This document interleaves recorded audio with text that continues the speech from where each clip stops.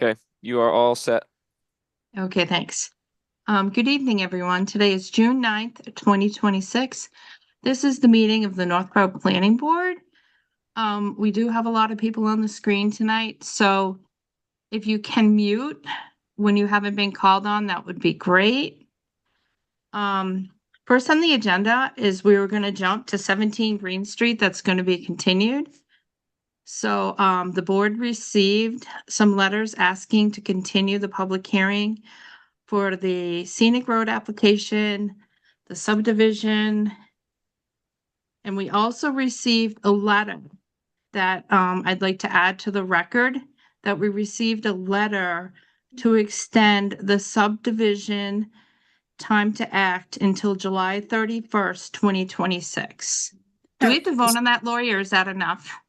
I'm sorry, Amy. I had suggested that they extend it to the 31st, but when you read the letter, they only extended it to the 21st. Oh, they only extended it to the 21st? So Yes. should we take a vote, or can I just make a statement that they did send a letter that I'd like to read into the record, that they were going to extend the subdivision time to act until July 21st, 2026. Should I take a vote? That's fine. You can either take a vote or just make the announcement. Whatever your preference. Okay. Well, Millie did is so moved, so we'll might as well take a roll call vote on the motion to read it into the record. So I guess I'm just going to say it again. I want to make a motion to read into the record that we received a letter to extend what? It's actually authorizing the board to extend the decision deadline until July 21st, 2026. Okay, I want to make a motion that we authorize the board to extend the subdivision at 17 Green Street, period of time to act until July 21st, 2026. So moved. Second. All right, Bill Pierce, Aye. Millie Milton, Aye. Anthony Zaitin, Aye. Carter Brannon, Aye. and I'm an aye. Okay, the second motion is going to be to continue the public hearing for 17 Green Street for until, oh, we have to have a discussion on this, everybody. Millie can't make July 7th. So Lori, should we continue it to the 21st? It ended up that the 21st of July worked for the full board. If we did it on July 7th, we wouldn't have a full board. Well, the problem is that we only have a deadline extension to July 21st. So that doesn't, so that means you'd absolutely have to render a decision that night. And, I mean, if there'd be no leeway on that. Then we do July 14th meeting instead of the 7th. Oh shit, shoot. Sorry, I'm not back by then. Whoops. We need a drop button for the FCC. Never thought we would need that, but we do.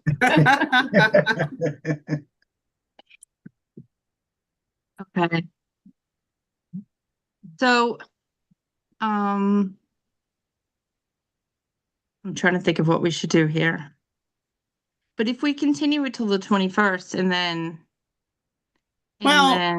it is a definitive subdivision, and of course the scenic road application, so it only requires a majority vote, not a supermajority vote, both applications. So you could just go forward without Millie's vote. Okay. As long as everybody else, the 4 remaining members, can make it.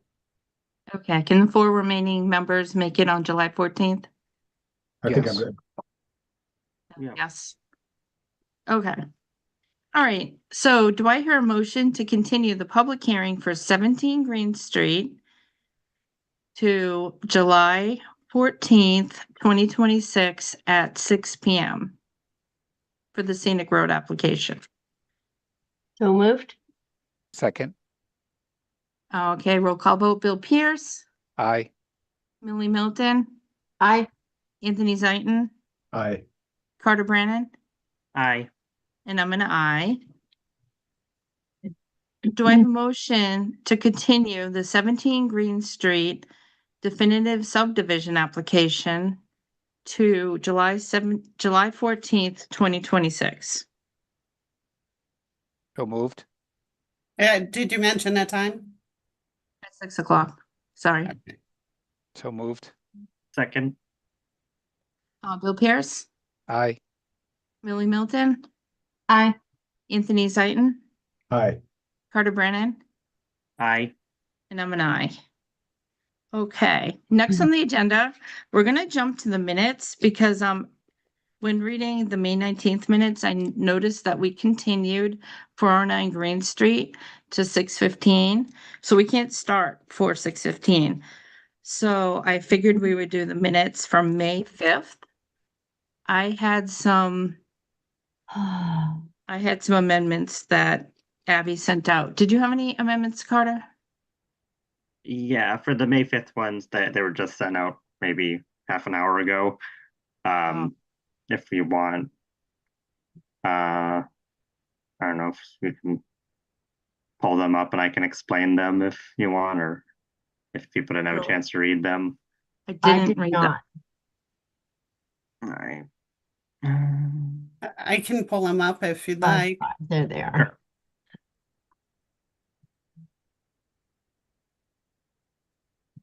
Let's see. Can you see that okay? Now we Mhm. can, yeah. So I'm just scrolling ahead to find the changes.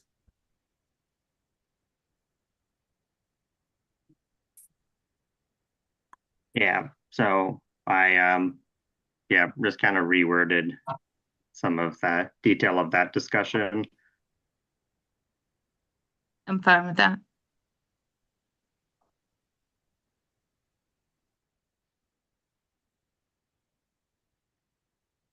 And this change. That was fine. Yep.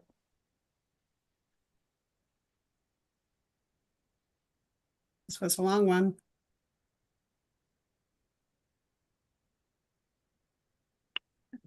Is here.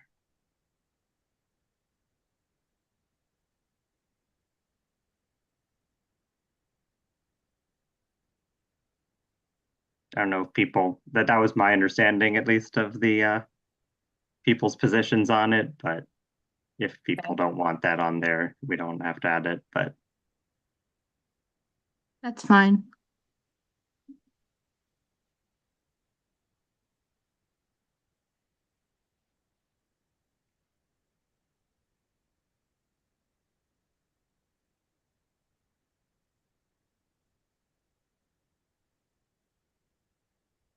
I think it's the board was satisfied, so I just suggest making that change. sure, we can do that.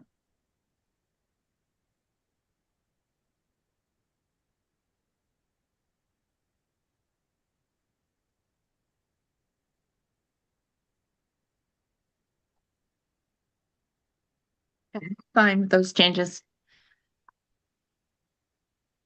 I think that was the last one.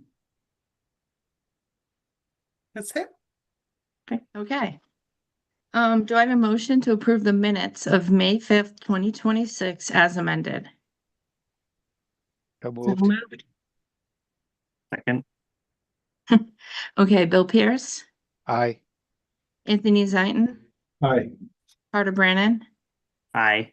Millie Milton, Aye. and I'm an aye. The next set of minutes just came out May 19th, so I haven't had a chance to read those. So I was hoping we could skip those until the next meeting. Yeah, that's fine with Okay. me. Okay. And we only have 4 minutes left. Our next planning board meeting will be July 14th. I'm going through the old business, new business.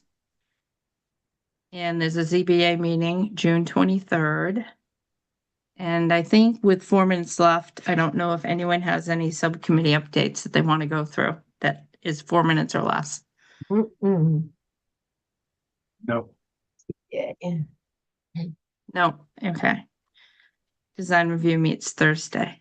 And we're looking for new members. If anyone on the screen would like to join design review, we meet once a month, Thursday mornings at 9:30. And a lot of other- I don't believe we picked a date for the August meeting. Right.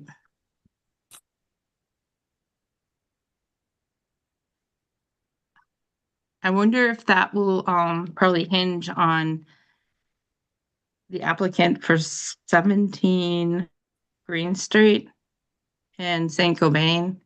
They might have input on when we meet in August.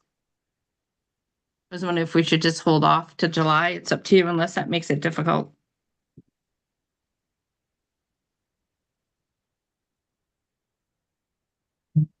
Does anybody have a preference on when we meet in August? I do not. I don't. I think I should be good any Tuesday in August. I am not available the first Tuesday in August. And of course, I have a ZBA meeting on August 25th. So I'm only available on the 11th or the 18th.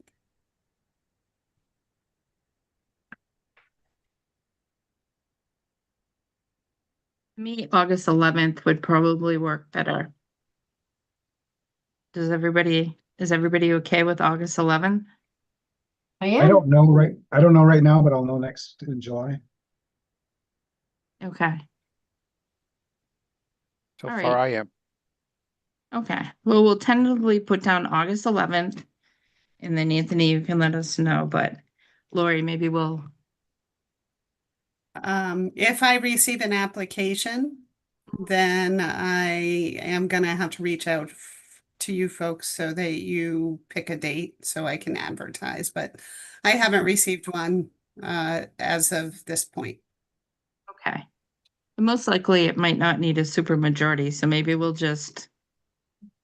look towards August 11th. If you receive one. My computer has 1 more minute. Then we're good.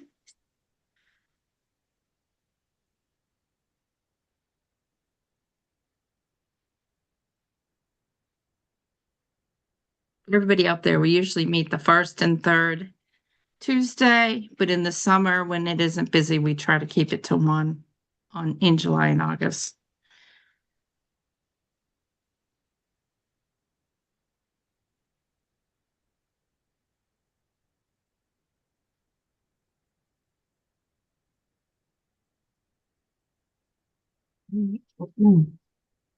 Okay. Time is now 6:15. Next on the agenda will be the continuation of the public hearing for 409 Green Street, application for wireless communications facility, special permit and site plan approval submitted by Tower Company and Celco Partnership Verizon for the erection of a 130-foot tall monopole accommodating 9 panel antennas, 6 remote radio head units, and associated equipment within a 70 by 70-foot fence compound located at 409 Green Street. Okay, the first thing I wanted to do First, was to actually, I will not be participating in the discussion for the conflict of interest. Could somebody text me when you're done and moving on to something else? sure, do you mind doing that, Lori? Yeah, no problem. All right, thank you. Okay, see you later, Carter. All right, the first thing I wanted to do was start off by introducing Mike Lawton. I realized after the meeting that there may have been some confusion because Mike Lawton, we didn't introduce him. So I wanted to welcome Mike, and could you share a little bit about yourself? Sure, thank you. My name is Mike Lawton. I'm working with Isotrope.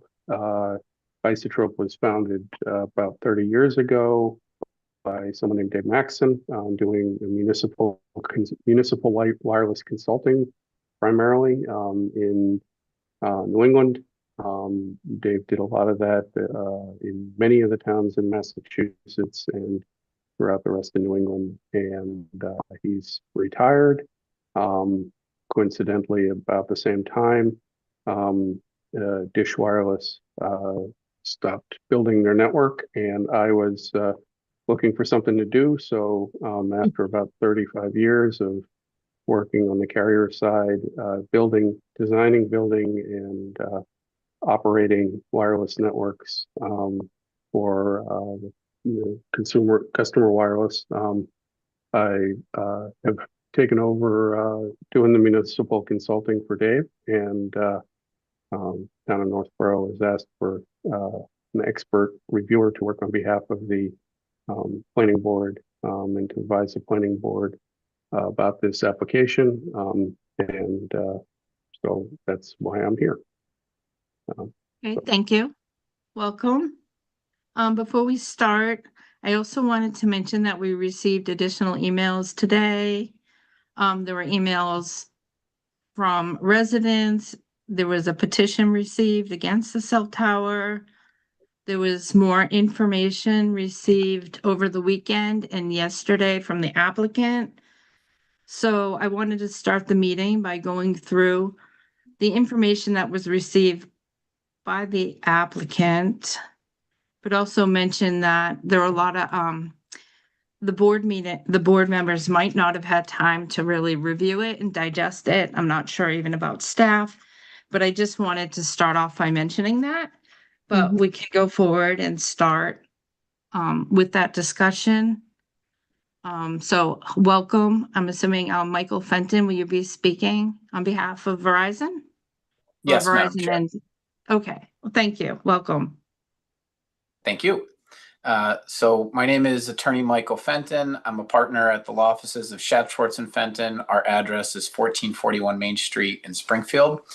I'm joined here tonight by my colleagues at our firm, attorneys Brett Smith and Ellen Fryman, and also the full complement of the Verizon Wireless and TowerCo team, including Stephanie Mulhern, who is our A&E expert with Colliers, Keith Valente, who's our radio frequency expert with C-Squared Systems, Russ Dasta with VSS, which is responsible for our photo simulation package, TowerCo representatives, Jennifer Jack and Carrie Fazzolari, Igor with Structure Consulting, and Mark Horenti, our certified appraiser with Fair Market Advisors. So thank you, Madam Chair, for making time for us tonight. With your indulgence, I'd just like to start with a brief overview of where we've been and then go over at a high level the submissions that have been made and the progress that's been made since the last hearing. And then we'll turn it over to the board if there's any particular aspects of those submissions or application that you'd like to hear about, if that's okay with you, Madam Chair. Sounds good. Thank you. Okay. So this search ring, as we indicated during the last hearing, was first opened about 10 years ago in 2016. There was an extensive search that evaluated and considered a variety of factors, primarily radio frequency, wetlands, willing landlords, forestry and agricultural restrictions, and setbacks. We entered into a lease in February of 2025, and our subject site is a 70 by 70 foot compound proposing a 130-foot monopole with a 5-foot lightning rod. We've requested 3 waivers that we discussed at length during the last hearing from the board. And consistent with the town's bylaw, we did make several unsuccessful attempts to complete a balloon float, which ultimately resulted in a successful crane test on May 7th. We received a letter from Mr. Lawton and his company, Isotrope Wireless, on April 5th, in which he outlined 8 questions, preliminary questions based on our application and request for additional information.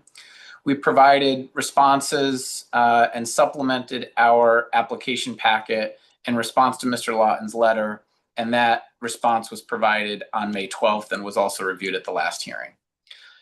On May 12th, we had a community meeting at the Northborough Public Library and met in person with residents primarily opposed to the project to speak about and answer their questions that they had.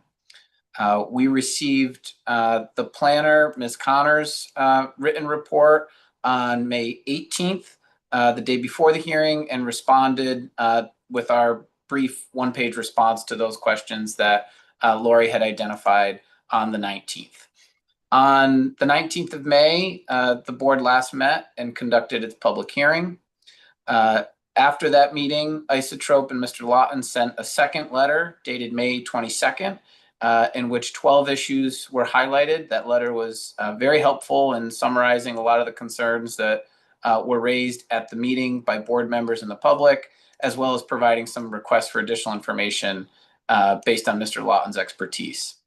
In response to that May 22nd letter, we submitted our second supplemental submission on June 5th, which I'll give you a little bit of a more detailed overview of in a moment.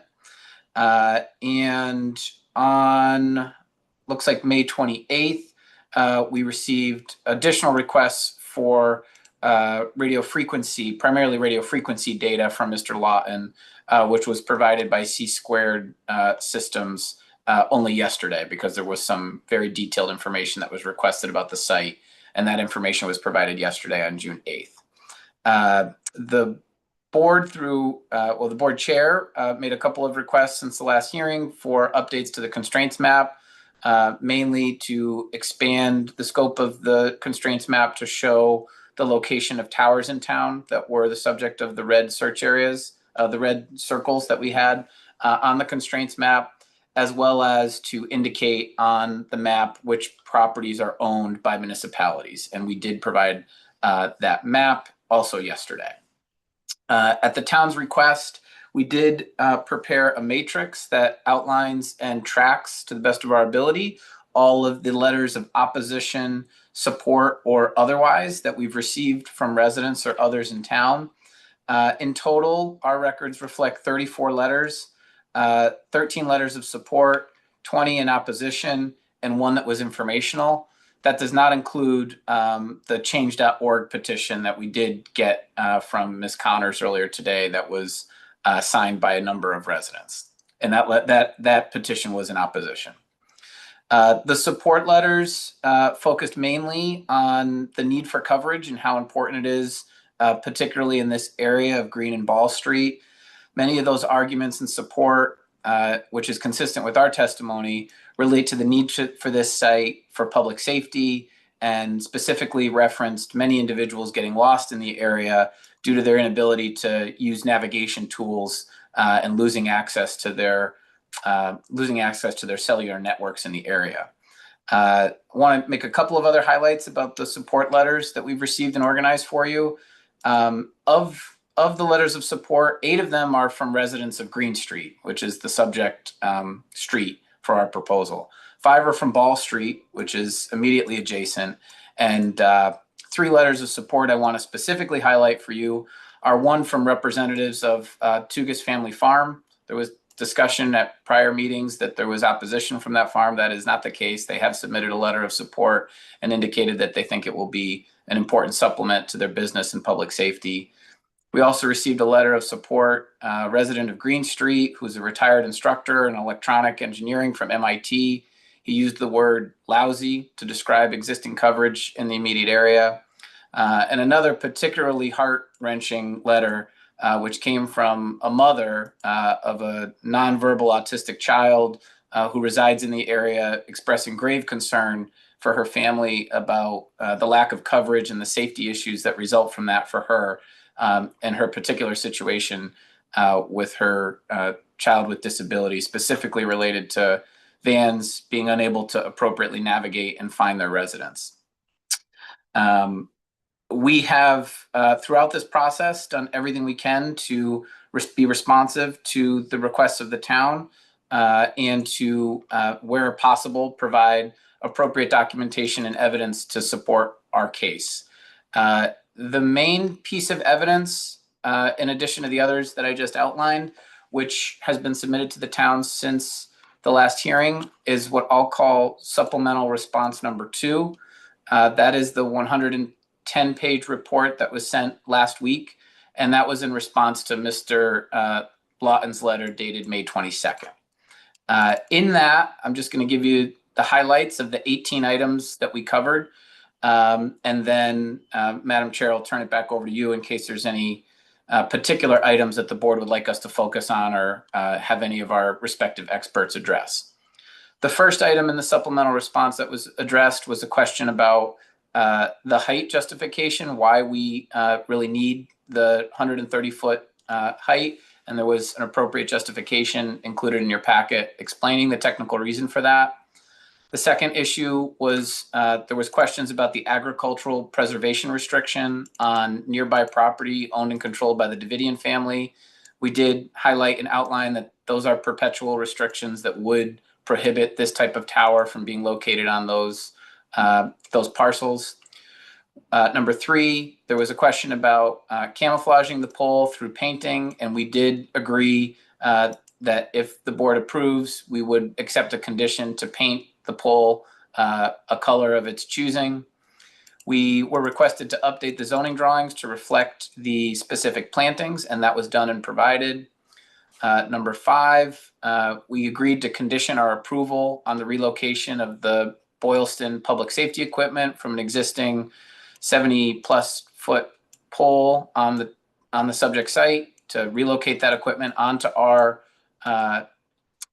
proposed tower as a condition of the permit, and also have communicated with Northborough Public Safety about their interest in co-locating on the tower as well.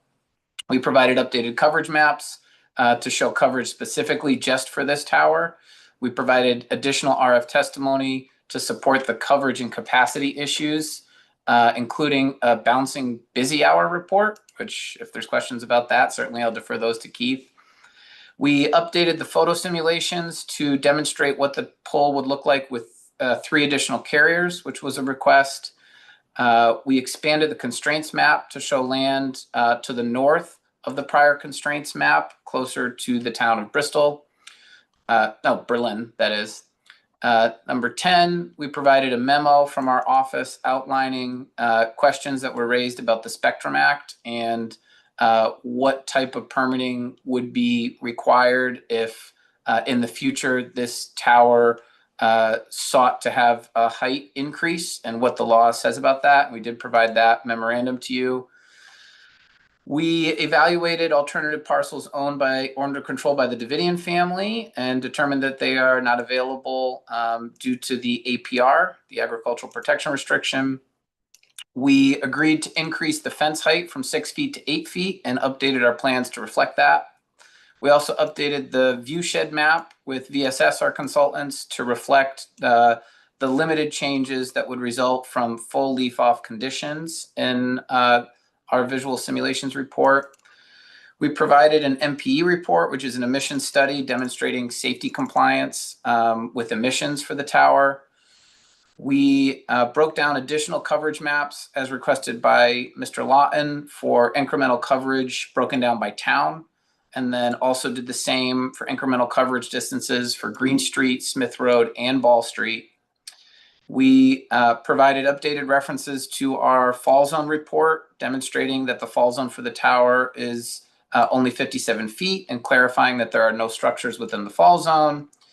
And lastly, we explained from an RF perspective why existing towers in the area and surrounding towns could not have height increases that would address our coverage and capacity issues. So we have done all of that work in the interest of presenting to you what we think is a very comprehensive and compelling case for this tower. And we request the board's serious consideration tonight and would be happy to go over any materials that the board would like us to go over in detail. Thank you. Thank you. It sounds like it was a mix of questions from Mr. Lawton and plus questions from Lori Connors, I think. The camouflage, the plantings, those all came from you, Lori, probably. Okay, so it was a mix. Yeah, it was Oh. a mixture of comments. A lot of the points he made covered my issues. So I was putting the finishing touches on an updated letter, but I just wanted to review the APR before I sent that off. But it looks like my comments have been fully addressed, except I did have one question, one comment that I made about the relocation of West Boylston's equipment onto this pole. Are you agreeing to also remove that pole?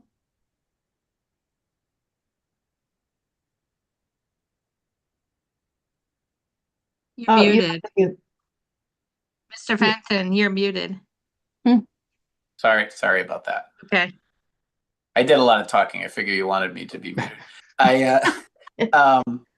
I believe the answer to that question is yes, but if there's a representative of TowerCo that can clarify that, my understanding is that we would accept a condition that that pole be removed and that the Boylston equipment be co-located onto our tower. That is correct. Great. Okay. Do you know who owns the pole right now? I know the Davidians do, and they lease it to Boylston. But is that actually a TowerCo tower? No, that is, I don't know. We don't know who the owner of it is. You might be right, Madam Chair, that it's owned by Mr. Davidian. We understand that a portion of it is leased to the town of Boylston, but TowerCo has no involvement with that existing tower. Neither does Verizon Wireless. Okay. I So you just, really, unless they agreed to it, you really couldn't remove it. Unless the Davidians were in agreement. That's correct. Have you discussed it with the Davidians to see if they were amenable to the removal of that pole? Yes, and that's why, we're comfortable accepting a condition to the approval, which would stipulate that it need come down before we could get a building permit for ours. Okay. Okay. Lori, did you have anything else? I did not. Okay. Well, I was gonna ask either Mr. Lawton or the board if they have any questions. Mr. Lawton, do you feel like they answered the questions that you sent forward? Yeah, And have I you think, yeah, I mean, I reviewed a bunch of stuff today. The answers, every question, an answer was provided for every question. Some of the answers are things that I think the board needs to make a decision on in terms of, interpretation of plots and that sort of thing. But they did address every question that I asked, and the reason that I think Ms. Connors's questions got lumped in with this is because I took them from her memo and put them in mine, and so they were probably duplicated. So that's maybe how it got a little confused. But I tried to note that they were from the town planning director in my memo, so that I'm not taking credit for her questions. But yeah, in general, the answers were provided to everything that was identified. And I don't know what's going on with my video right now. I seem to be in a cloud, but it's very strange. Sorry about that.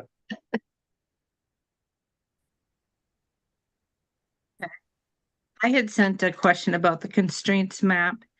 And one thing I had to ask, and it's Mr. Lawton or Mr. Fenton, but the constraints map has black lines throughout that shows that all the properties on the constraints map have some sort of setback. And then when you look at the Davidian property, it's green, but that's a little bit misleading, I think, because the Davidian's property also would have constraints. Like the whole map would have black lines through it because the Davidians also have to ask for setback waivers or they wouldn't meet the criteria? That's correct, Madam Chair, with respect to 409 Green Street specifically. And I did, when we presented that map last month, I did try to highlight that and acknowledge that discrepancy. We explained that the reason that we felt that that was a fair characterization is because the setback violation is from a related party to the Davidians. But we acknowledge that 409 Green Street does require waivers and does violate setbacks, as with all of the other properties that have the black lattice key on the constraints map. Okay. So would there have been no opportunity to maybe redraw some of the boundaries so that there wasn't such a boundary restraint?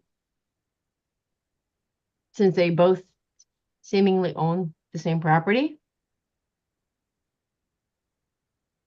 Does that make sense? I think I understand the question. I think what you're saying is, could we move the property lines between the related parties to allow for the tower in a way that doesn't violate the setbacks? Is that Yep. right? Yep. I think that the problem with that would be that a majority of the surrounding property is within the agricultural protected restriction. So that doesn't leave enough flexibility, I don't believe, to move the lot lines in a way that would allow it to comply. Was that considered or no?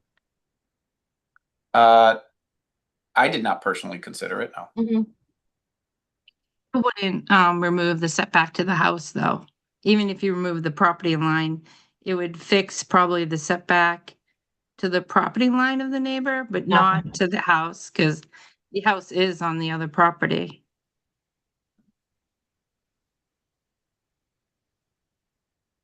Okay. Did any board members have any other questions? I might have a couple more, but I wanted to give an opportunity. Or do you want Mr. Lawton or Mr. Fenton to explain anything? Bill? Yep. So just really quick, after doing a little bit of review, I'm a little concerned on the board side. And here's my concern, right, is that one of the few issues that we have to resolve is the scenic road issue, right? In my mind, the problem is that if we don't allow this, and I'm going to be completely honest here, if we don't allow this, I think we may be putting ourselves in legal jeopardy because there's already a tower on the property. So from a scenic road point of view, replacing one tower with another tower doesn't change the scenic view of the road, right? And as such, right, if they were adding a second tower, then I could see possibly, that would change the scenic view of the road. But because they're taking down a tower and replacing it with another one, I'm really concerned that if we were to deny this, that it would, that there would be some repercussions to that, because you're not really changing the view. The view is still one tower. That's not a guarantee, though, that that tower will come down. And that's really No, not. they just said application. that is it would be a condition of the tower going up, is that the other one would have to come down first, That right? is correct. And that's why I was waiting for that question Oh, to be answered. It did say they would that other one would have to come down first, or the other one Yes. would have to come down. The other one would have to come down before a building permit was applied for. Is that correct, Mr. Fenton? That's correct. There just- is, I'm Just sorry, a if I could question just about that. interrupt for 1 second. Sorry, Lori. The one concern that I have is that if that tower comes down before a building permit is issued, then that means that West Boylston won't have functioning emergency equipment Oh, in the interim. So I think we would have to tie it to the occupancy permit. So the new tower would have to be built. Then the equipment would have to be transferred over to the new tower. before the old tower could come down. What, And I think that's those are really good points. I want to clarify that I am not the logistical construction person. If there's concerns about the exact timing and whether or not there could be any brief period of time during which both towers were up, then we can get that information from our construction team and get that answer for you with more specificity. What I can represent is that we would accept a condition to the special permit that the existing tower come down as a condition of the other tower going up. There may need to be some short period of time for transitioning equipment, but if there's significant concern about that, we can get that information for you. Yeah, and I would want, if that were the case, I would want a specific time frame put on that, right? I don't want it to two towers to be there for 3 years while we're waiting for the equipment to be transferred, right. right? Michael, I think I can speak on behalf of Tower Co for this one because we've done this before where we've done drop and swap towers. So generally what we do is it's usually less than a week where we have one tower is built and then we transfer so that there's not a disturbance in service where the equipment is transferred to the other tower. So you can put a condition on it. You can say no more than a week, no more than 2 weeks, and we will make it happen. I Thank can you. respond to Bill. Where I see the difference is that other two was 72 feet. It was already on the property, so it was already there historically. So it was like a non-conforming. I'm not sure when it was approved. And it only had two or three, I think it has two little municipal antennas that stick up.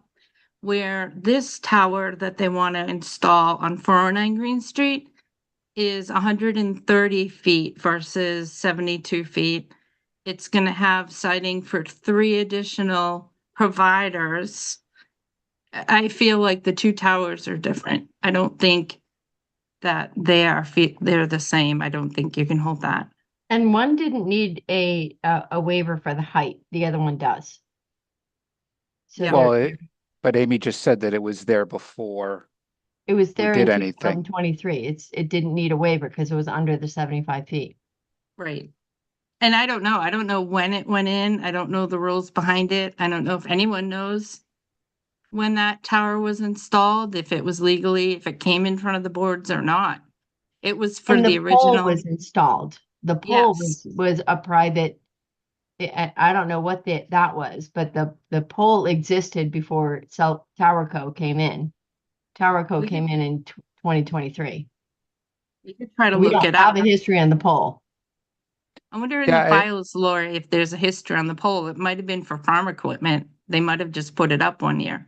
That's actually what it said when in the application in 2023. It was pre-existing for farm equipment. So I just wanted to bring that up. That's my big concern. And, for that reason, I'm probably not, that's going to be, the deciding factor for my vote. I think legal jeopardy, if that pole was put up predated and it didn't even get permission from the board. Well, but we gave it permission to put something on the pole. So that's pretty much saying that we allow the pole. Yeah, Because at the we same allowed time, something though, to get up. we either asked way- if it was going to be a cell tower and they said no. So, Right. yep. But either way, the point is that it's a scenic road, so it's what you view. It doesn't matter what type of pole it is. Now, I understand it's a higher pole, yes, but it's still a pole at the end of the day. So that's my concern. I have another concern with the survey, but I'm not going to go into that. I appreciate everyone that signed the survey, but there are a lot of things wrong. Sorry, with the Petition. Petition? but there are a lot of things wrong in that petition. Okay. Specifically that there are no schools in the area, but they list out schools as one of the reasons. And so there's a lot of things in that petition that I think people might have just, either they misread it or, they didn't read it completely. Or, it might even be just a copy and paste. I don't know. But I do appreciate the people who are signing it. Just, that, there are a lot of issues in there that I viewed, but my concern is more the legal concern of, you're just replacing one pole with another. And really the only issue that we have to go by, right, that's not federal law is the scenic road. And we're not affecting that by replacing, in my mind, we're not affecting that by replacing one pole with another. And I would be very concerned if this got into a legal fight, justifying that with anyone else. That's all. But don't you think the height difference is a factor? Well, again, one didn't need a waiver. This one does. But it's Right. still a monopole. It's still just a pole, right? And I think the farm equipment one, if I remember correctly, was actually closer to the road. This one's further away. It's that was on Ball Street, I thought. When we decide to go through, when everybody's ready to vote, we'll have to go through all of the criteria in 710-040. But there's also two factors with the FCC criteria. So what the FCC, the federal, really looks for is if a significant gap was shown and if there are other feasible site alternatives. Like, have they done their job to prove that this is the site that needs to have the tower on it? Those are the two. Correct me if I'm wrong, Mr. Lawton, but I think there are two FCC criteria that we have to also go through on top of our own criteria. Yeah, that's correct. I mean, the in order to be necessary, there needs to be a significant gap or value to a carrier. And if that's the case, the Telecommunications Act holds. And there also needs to be, a proof that no less onerous location or height will meet the needs of the carrier. And that's the other part. And if that's done, as well as if the application is compliant with the FCC rules and the FAA rules and all the other standards and rules, then the board should grant it so as not to unfairly prejudice the one carrier that we have here against potentially other carriers that might have better coverage in the area. And on that, Mr. Lawton, as well, you're not allowed to deny it based on the radio frequency emission health effects. Is that correct? That is correct. If the applicant can prove that the tower or the proposed facility is compliant with the FCC's guidelines, which this applicant has done by the submission of the MPE, the maximum permissible exposure analysis. If they have proven compliance with that portion of the FCC rules, then a board cannot make a decision or consider that as a factor in their decision. Okay, thank you. That's all I have. Yep. So the real things we have to look at is if they showed a gap and if they have proof that the location and height is the best location and height for that cell antenna. What is actually the gap consist of? Is it distance? Is it population? I mean, it seems to me that's not quite defined for me. You ask a good question, Millie. A gap is, a lack of coverage or a lack of sufficient coverage. A significant gap introduces a subjective term that, what's significant. Right. What's significant to you may not be significant to me, may not be significant to someone else. Right. So it's a hard term to quantify. I mean, clearly, if we were talking about, a 10-mile stretch of Route 495, that's significant. And I think we would all agree that that's significant. But if we're talking about, in this case, maybe a couple of hundred people Right. in Northborough, is that significant? It may be to them. It may not be to other people. And so then it becomes a subjective question that And unfortunately, the board, it's not a question that an engineer can answer, is whether that's significant. Because there is no stipulated standard of what significant is. The board has to come to their own assessment of what significant gap really means. Right, but, and these are significant gaps in cell coverage, not landline. So if you have a Correct. situation and you're at home, you can have a landline. I know it sounds old fashioned, but if I had a situation where I needed to be in contact with somebody, I would have a landline. For an additional correct. cost. Or what? That's correct. For an additional cost. Yeah. That's What's that worth? At some point. That's Well, correct. And the Yeah. other point, I'm sorry to interrupt, the other point on top of that I might make is that my understanding is that Northborough is a Charter Spectrum cable internet provider community. And as is Harvard, where I live. And I'm actually a subscriber to Charter Spectrum's mobile service. And so right now in my home, if someone were to call me, Charter Spectrum has a contract with Verizon as their MVNO partner. And so if I'm out driving on 495 or Route 2 somewhere, my call will be routed through the Verizon network. But if I'm here inside my home and I have Wi-Fi in my home, my Verizon or my Charter Spectrum phone works just like it would anywhere else. And it never touches the Verizon network. It goes, the call would be routed through the existing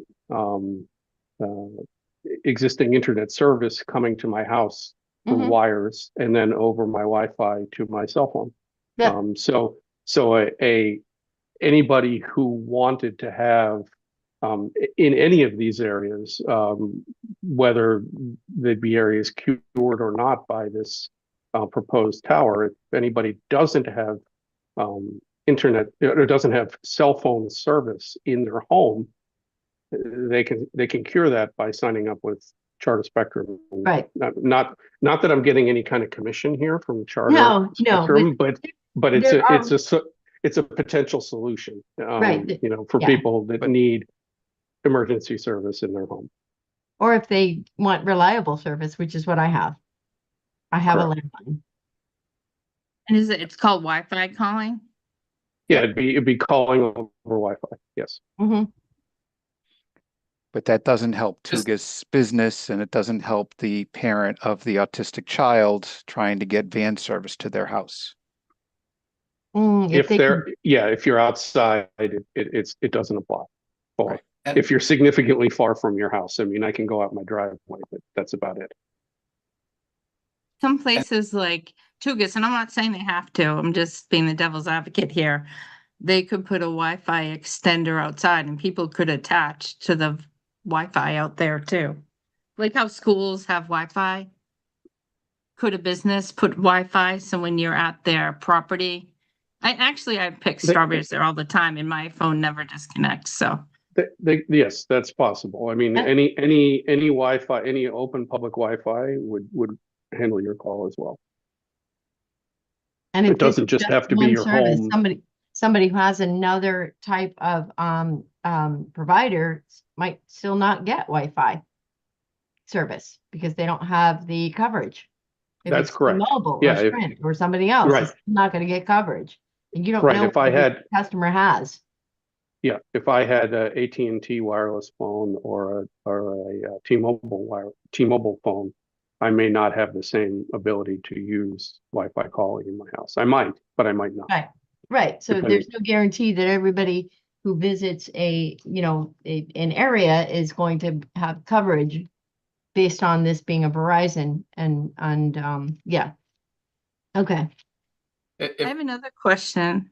If I may, Madam Chair, just for a second, if it's okay, just to ask Mr. Lawton to clarify, because I know there was just a lot of discussion about other carriers, and I think the discussion really started with board member Milton asking about what the standard is for coverage gap. And I just want to make sure that it's clear to the board that the coverage gap standard applies to Verizon's coverage, not anybody else's coverage. And I'm wondering if Mr. Latin, you could speak to that for a second, just so that that's clear. Yeah, yes, you're right. The applicant in front of us with the proposal here is Verizon. So any of the other AT&T or T-Mobile could potentially benefit from this tower, this proposed tower, but they're not the ones that we're here to talk about in terms of a gap. We have no idea what their gap is or isn't, and so we can't judge on that. Or Thank the you. Wi-Fi calling. Thank you.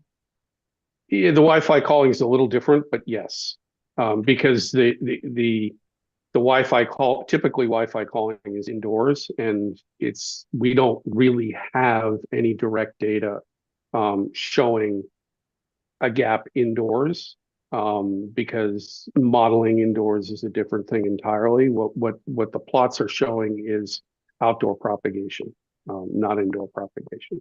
Right, but what I'm So- saying is, if it's the Verizon gap, then it's the Verizon gap, which means you just like you don't look at AT&T or another network, you also don't look at Wi-Fi to supplement that gap. That's a valid point. Yes. Thank So, you. Other than functionally, not in terms of the process of the hearing here, you're correct. Functionally, obviously, we all can do whatever we want. so to ask Mr. Fenton, what is considered a gap in Verizon's terms? What sets your trigger to say we need coverage here? Rather, if Mr. Valente, our radio frequency expert from C Squared, could answer that and provide you with any maps you'd like to see. Keith? Hi, good evening. Keith Valente with C Squared Systems, 65 Darwin Drive, Auburn, New Hampshire. Our report that was submitted with the application, it's dated November 6, 2025, details out what the gap is, what Verizon is trying to fill in with the proposed site.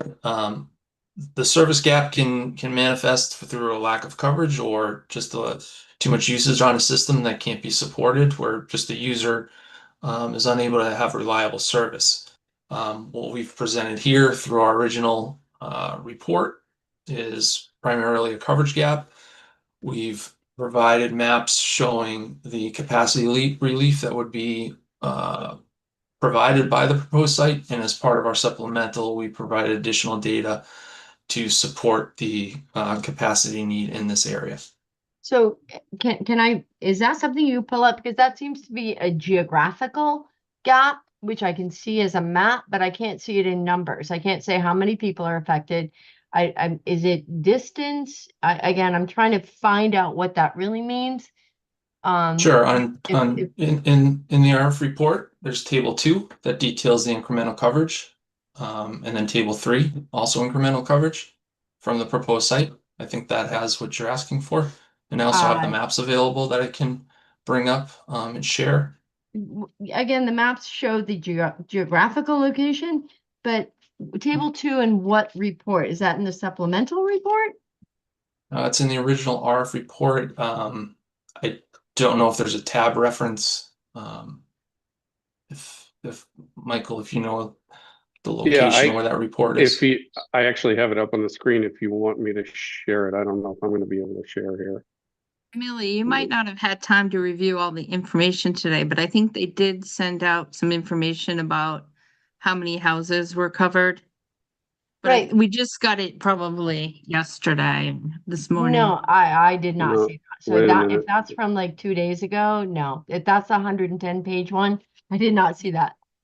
I got partway through it and then realized that was really, yeah. Yep, and then we got some more additional emails that came in, so you Okay. probably didn't have time to see it, and that was what we brought up at the beginning, that some of the board members, haven't had time working full time to be able to read all the materials. Okay. I'm sorry about that. All right. Hopefully I've got it right now. No, I don't. I'm sorry. I'm going to stop doing this because I'm doing it wrong.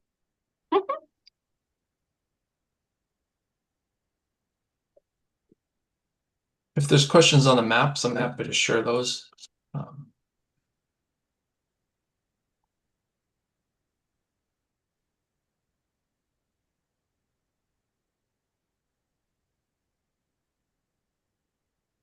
And I would add to the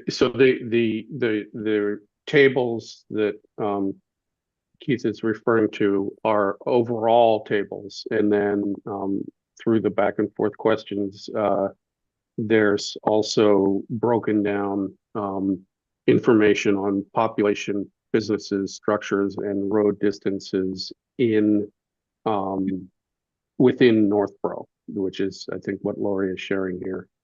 Thank you. Yeah, shoot. Am I on mute? Yeah, no. All right, this is the email that we just received yesterday that quantifies the number of folks in each town that would be impacted by the new tower. And maybe whoever provided this information can speak to it. Okay, I see. Thank you. This is helpful. I think that's you, Keith. Sure. So these tables were in response to Isotrope's request for quite a bit of data points based on the various frequencies and thresholds used, and on top of that, multiple heights. So the proposed height of Verizon, as well as an alternative site at this location at 70 feet. So it's a combination of all those various renditions of the data. So basically, what I think what's first important to understand is what we refer to in terms of incremental coverage. That is coverage of the proposed site that is above and beyond what may or may not, what may already be covered. So it effectively excludes any areas that satisfy the signal strength threshold shown.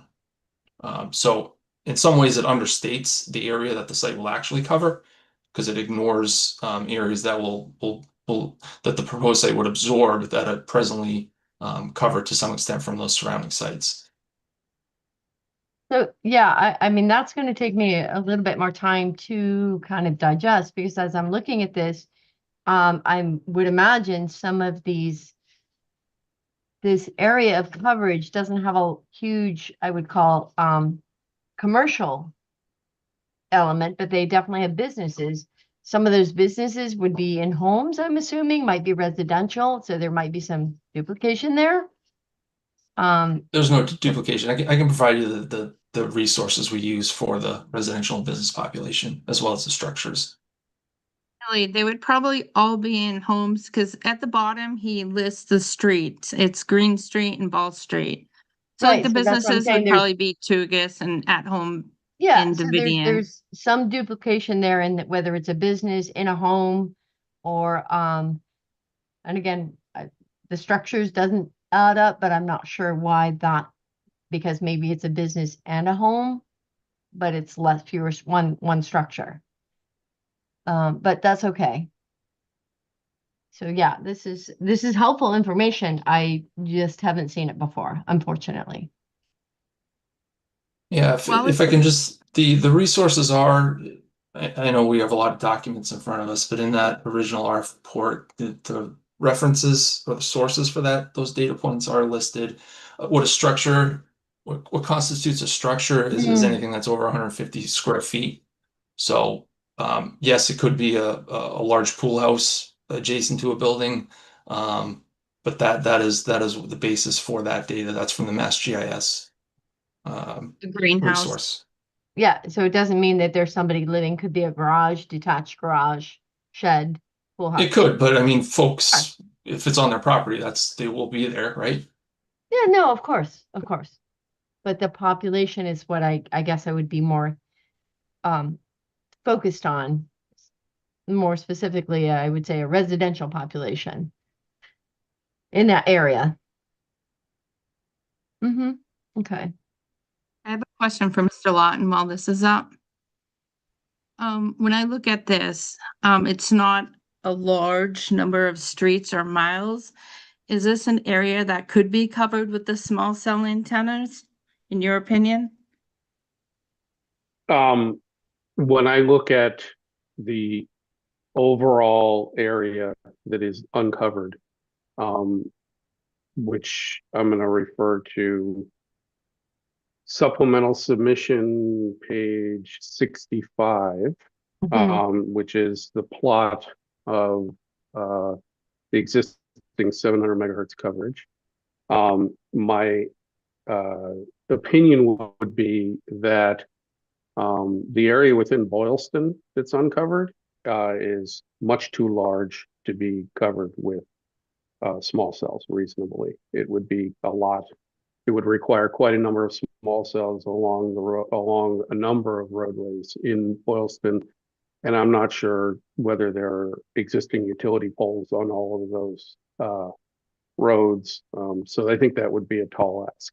The area within Northborough is small enough that I think it could be reasonably covered with a small number of small cells. But of course, you know, the site here is going to provide value in both Northborough and Boylston to Verizon and anyone else who chooses to go on it. It's kind of an apple and orange thing a little bit because a small cell is specific to one carrier. So if Verizon came in and placed small cells, even including a small cell on the existing pole, and then augmented with some small cells along Smith Road and Green Street, maybe 3 or 4 of them total, that would probably cover Verizon's needs in the northwest corner of Northborough, but they'd still have a big problem in Boylston. Would be But that's a not Boylston Northborough. problem, like Not Northborough as a, Northborough's problem. yeah, as a Northborough planning board, our major focus is Northborough and our residents. Well, but that would also potentially only handle Verizon, right? So you've got to do T-Mobile, right? Which would have to put up their own small cells. So you've got multiple small cells on multiple utility poles, and they just compound each other. That's correct. You'd need, yeah, each of the 3 carriers, if that was the solution that was that Verizon chose to go forward with, what they would install would only suit themselves. If T-Mobile then came along and felt, but we don't know at this point whether T-Mobile has a similar. I think we can speculate, but we don't know for sure whether T-Mobile has a similar challenge in this part of Northborough or whether AT&T does. Right. And so if they did have a similar sort of challenge, then they would be seeking to, basically rubber stamp what Verizon had done, but use a different pole. So you could potentially have 3 poles in a row, one with each carrier on it. Right. Yes, On that's the truth. Boylston, on Route 70, Verizon went on those poles. Last week or the last meeting, Verizon said, there probably won't be 3 carriers on the pole, so look at it this way. So tonight, I also think our what we're being asked for is being looked at by Verizon. And Mr. Lawton, one question that came up in the last meeting as well, with the small cells is that they don't have batteries. So in the case of a power outage, the small cells stop working, whereas with the tower, you have a generator as a backup. Is that the case? That's correct. Although, there's sort of a hybrid in this, in that if there was a small cell on the existing pole at the Davidian farm, that's a little bit of an unusual installation for a small cell, and that the equipment location at the bottom of that you could place a generator down there without an issue. Just like Verizon intends to place a generator at the base of their tower, or I'm sorry, of TowerCo's tower. But that would only handle eh, the one small cell. That's correct. Yes. Yeah. Yeah, because So- they basically they exist on the utilities that run along those poles. So they're using the telco and the power that's running on the pole and feeding off of that. So if the power or the telco on the pole goes out in an outage, then just like the homes on that street, the wireless service would be out until the power was restored. Okay. Or Thank the you. or the telephone. Right. Yep. Whatever's out.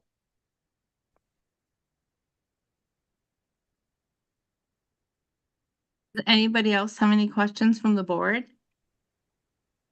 I think the only question I would have is just the height of the 130. Has it been, I mean, so I think that the earlier report we were just looking at that talked about the different heights and different coverage. Did I see that correctly? Did I understand it right? Yes, that did show the different heights. It did, yes. The reason for the ask was to quantify rather than, we can all look at the picture and we can all Right. board members can all derive their own opinion from the picture. Once you understand what it's attempting to show, and make your own assessment as to whether what's presented as a gap is significant or not. But this puts some quantifies the gap as well, so you can kind of get a sense of not just a picture, but with a bunch of blobs on it, but actual residential population that would be covered at the various heights and on the various bands. Basically, this is a numerical representation of the plots. It's showing basically the same thing, just not in picture. Thank you. But as a board member, we should look at the plots too for Northborough and see how the gap changes between 130 feet and 75 feet. Mr. Fenton has his hand raised. Oh, sure, Mr. Fenton. Thank you, Madam Chair. Just on this point about the height difference between what's required under the bylaw and what we're proposing. We did indicate at the last meeting, and we prepared just a summary chart in case this came up about other towers in town and how tall they are. Thank you. There's 4 other towers we've identified. All of them are at least 100 feet. And 3 of the 4 are taller than what we're proposing here. 2 of them have been granted waivers by this board for exceeding the applicable height limitations. And that was actually one of my questions, so I appreciate that. Thank you. And it must have been before this board, because it was a planning board, definitely, but it wasn't this planning board. 2015 was the most recent. Of that exceeding one. When did the 75 feet residential come into effect? I do not know the answer to that. We'd have to ask the town clerk. Yep. Predates current zoning, so they all predated, well, 2 of them, looks like it predated. Correct. Yeah, But 2 of them did not. 2 of them So- were one was at the Northborough Police Department, so that's municipal land. I don't know if that changes anything. And Not in other terms of the one- height restriction at one. again, I didn't know if there was other, yeah. But the point that this chart we feel illustrates is that Yeah. just from a practical standpoint, from an industry standard, a 70-foot height restriction is not commercially reasonable for the needs of wireless carriers in this area. And it's been demonstrated by the other 4 towers in town currently. Well, yeah, but like you said, 2 of them predated the current zoning, so those really would not have been easily passed, I don't believe. One is at the police station, which again, I don't know if there's different needs for that. And the 100-foot one is, I know where that is. Yeah, that's on Connie Park. Well, what I can say safely is that we don't have any information about any wireless towers for wireless coverage in town that comply with the restriction. So the Kearney Park Right, one at the because two top, predate 100 it. feet, that's on Business West. It's on a main road. The police station's on Route 20. 348 Church Street is on 290. Right, so two are 119, business, right. two They, are residential, and the two in residential don't comply today. right. Well, the Church Street one is in residential, but it abuts Route 290, which is why they did it that high, because it's on a main thoroughfare. And I think 119 Colburn, which is a senior center, that Right, abuts, yeah. This right, is the but first one in front of the board that is really in a rural residential area that's not a highly traveled road with not very many homes or a main road. right, that doesn't predate that obviously you can't predate current zoning, but today. But you know, so those were approved before we had a 75-foot height restriction. So we really can't, they exist, but they wouldn't necessarily be approved today. And the other two are in business, and yes, they're higher. Well, we appreciate those statements and acknowledge that every property is different from another and that this property is unique, our proposal, but it's our testimony that the height restriction in town is arbitrary and not reasonable based on industry standards. Well, yeah, it was approved by the town, but that's okay. And as a board, I've always been told that every application stands on its own. Exactly, yeah. I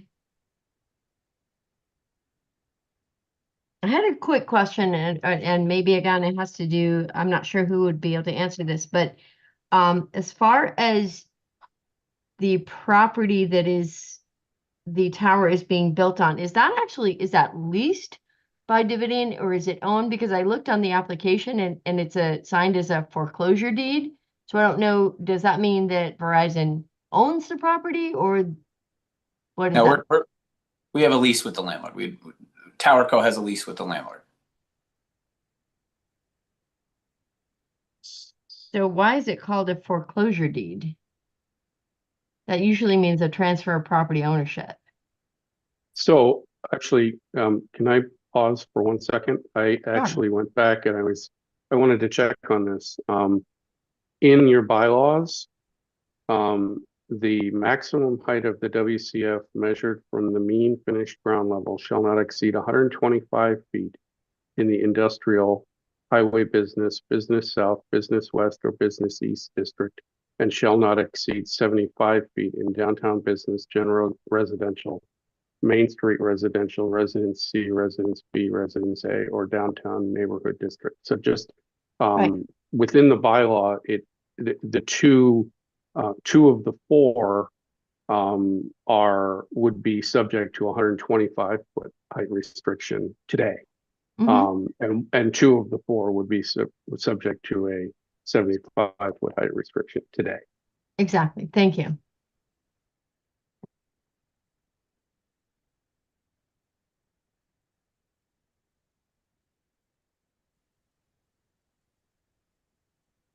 Oh, you're muted.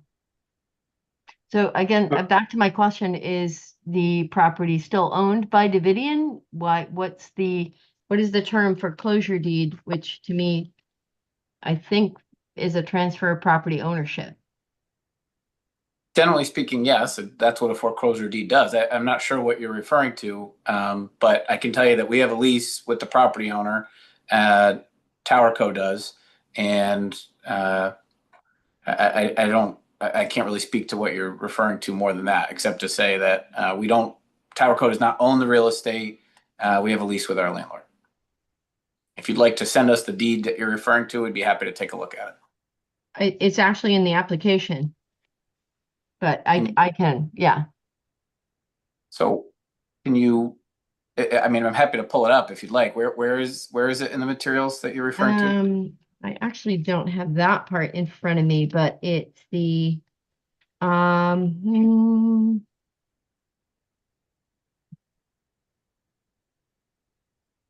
don't have it on my, computer, but I can produce that for you. The question that I Okay. have about that. It may Yeah. be the deed by which the current property owner took title. That may be what you're describing. Okay, I just was trying to clarify who actually owned the property versus who, if you were leasing it and, you know, Yeah, Or at least- Towerco did a full title report on this, and it is owned, and we lease from them. I don't know. I'm not what do you sure mean? what. Owned It's and the property is owned by Davidian, and Towerco leases from them. And so we Okay. did a full title report. I'm not sure what you're give- seeing though. I was Okay. just looking at the title report, hoping I could find it, but I didn't see it either.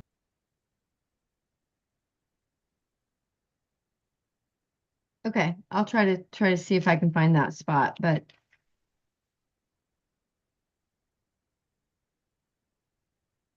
let's see. Application.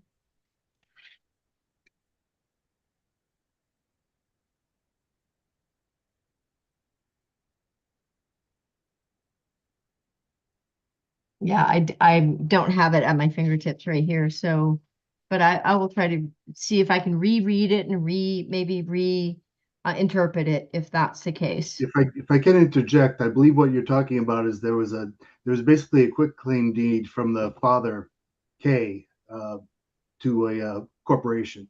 So that goes back to the 80s. That goes way back. Not that, no. I'll see what I deed. can find. It This is the struck me deed as that we odd. submitted. This is the deed that we submitted as part of the application I just pulled up.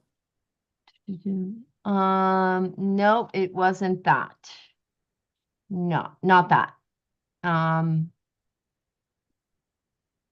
again, let me see if again, it'll take me some time to revisit what I was looking at. And I apologize. That's While okay. Millie's looking, is there anyone else that has any questions from the board? Hearing none, is it okay? Michael Lawton, do you have any more questions? Or Lori? Or you wouldn't have questions, Micah's statements. Yeah, I mean, I think I've asked all the questions at this point. Okay. If hearing no more questions right now, Millie, we can come back to you. I'm gonna open it up to any questions from the public. Seeing this is a public hearing. Just raise your hand if you would like to speak. And again, it looks like there's 2 pages of people, so I can't see everybody. So if anybody on my board sees a hand raised. As of right now, I don't see any hands raised. If you're on the Zoom, you can click on react and then there's a raise hand there. I click on react. All right. Well, first I do see, now I see 3 people. I saw Sharon Barabee first. Can you please unmute and state your name and address?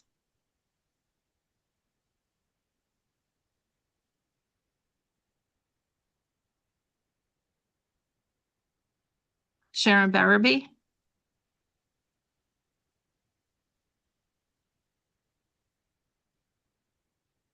Okay, I'll have to come back to you, Sharon. Did you get it? Oh, we can Okay. hear you now. All right, sorry about that. Sharon Berube, 359 Green Street. Just a couple points that I wanted to bring up from the discussion tonight. And I'm just going to go right in line here. I think after listening tonight, very interesting. I feel like at times there's more concern about the Boylston services than there are for Northborough. And really, that's not, this affects people in Northborough, especially that live up here. in a very negative way. And I think if some of this can be accomplished by putting some small cells on some of the smaller poles, I think that's a great idea.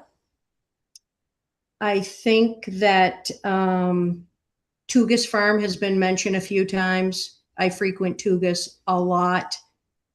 I have Verizon. I have never once had a cell phone issue with Verizon at Tugas Farm. And I agree. If for some reason people do, maybe like Mr. Lawton mentioned, they put in a public Wi-Fi. So when people are frequenting the farm, that would be a great solution. I'm going to strongly disagree with Mr. Pierce that swapping out one pole for another, he can't see the difference. I think it's apples and oranges. It is completely different to go from a 75-foot farm pole that's been there for however long to 35-foot cell tower that you're talking about putting multiple antennas on. It is a massive difference. Now, going back to the 75-foot farm tower that Boylston services use, that hasn't even been managed properly. And that, that's a concern. There are items in that stipulation of that approval that haven't been met. From what I understand, our building inspector is overloaded, and those things are pretty low on his list. So I can't even imagine with a project of this size, how that would be followed and managed properly. So those are a couple things. Mr. Lawton mentioning the Wi-Fi calling. I get it. I'm not just being cold about this resident with the disabled child, but Wi-Fi is available in our houses. And, somebody mentioned, well, it might be more money to get a landline. And the interesting thing is I called Verizon to get rid of my landline, and it was going to cost me more money to get rid of it than to keep it because of the package deal with the internet and TV. So I just wanted to bring that point up.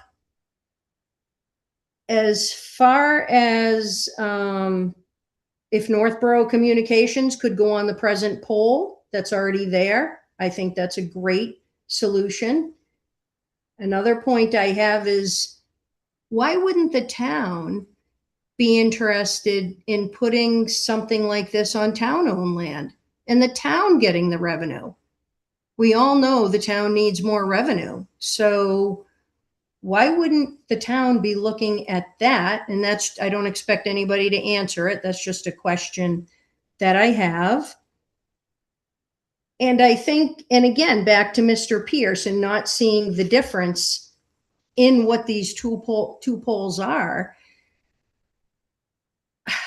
I don't know how to say it very easy, but he was on the traffic committee for 2+ years, from what I understand.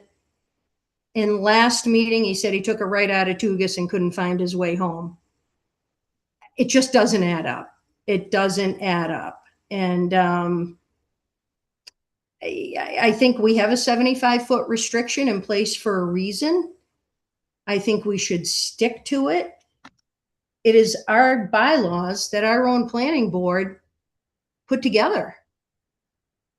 And why would we possibly be going against them, especially on that little chart that came up? Yeah, I didn't have a chance to look because obviously some of these things are coming in right before the meeting, which I always thought you had to have information in the Wednesday before the meeting. But it didn't seem like there's a lot of Northborough residents that would be helped by that gap in coverage. Now, I could be looking at it wrong, but those are my thoughts. And to address Millie about the foreclosure deed, that house did go into foreclosure, 351 Ball. The Davidians owned it. It went into foreclosure, and then the Davidians bought it at auction. So All that paperwork is online at the Registry of Deeds. And so those were the main points. I'm just taking one quick look before I give up my time here. I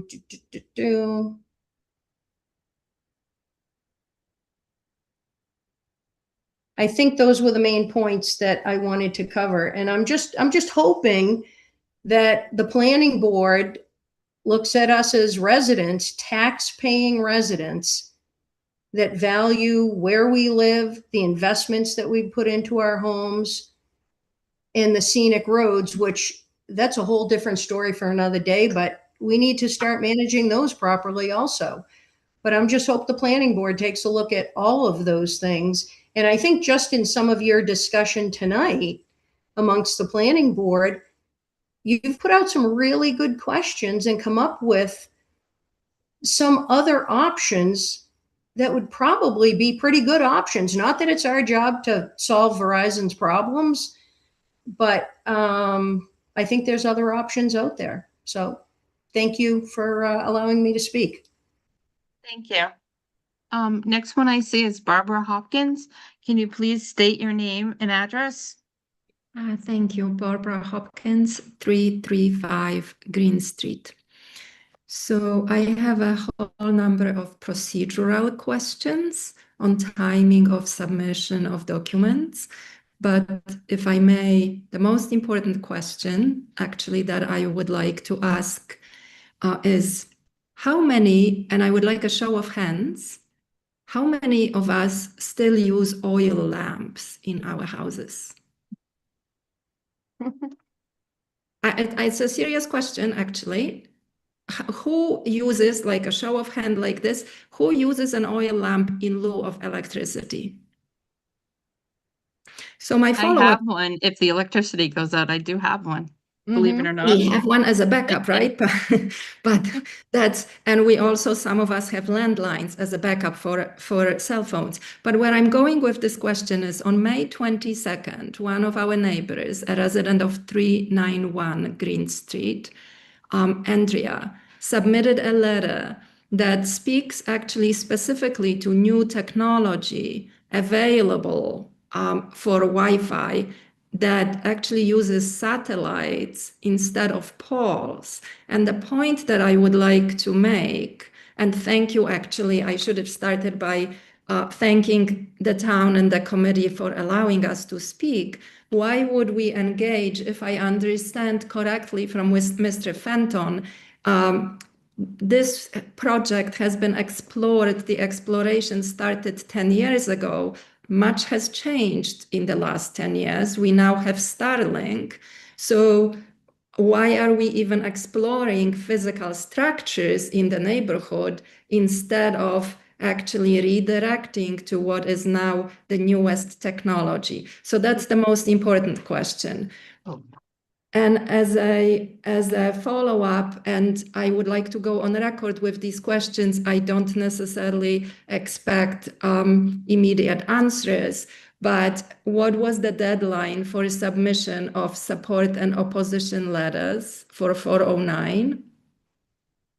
What is the protocol for submitting any documents so that interested parties, including the committee that's a deciding committee, actually has an opportunity to review in advance 110-page documents and other supporting documentation? What's the protocol for submitting those and timelines? Is the committee aware of the petition in opposition currently signed by 195 individuals? This is another important question, and it's a last question that I would like to ask. Where can we find approvals and inspections for the actually two poles that are currently at the corner of Ball and Green Street? And if these poles were put up illegally, should we first consider actually taking them down, and perhaps if they support the town of Boylston, relocating them to Boylston rather than sort of assume that they are a necessary fixture in our neighborhood? Thank you. Thank you. I don't know if I should answer those questions right now. I know we expect to receive documents a week in advance, but it doesn't always happen.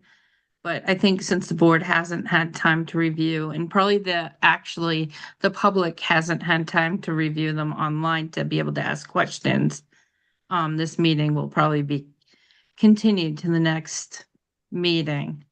So everybody has time to review and ask the questions they want. Thank you.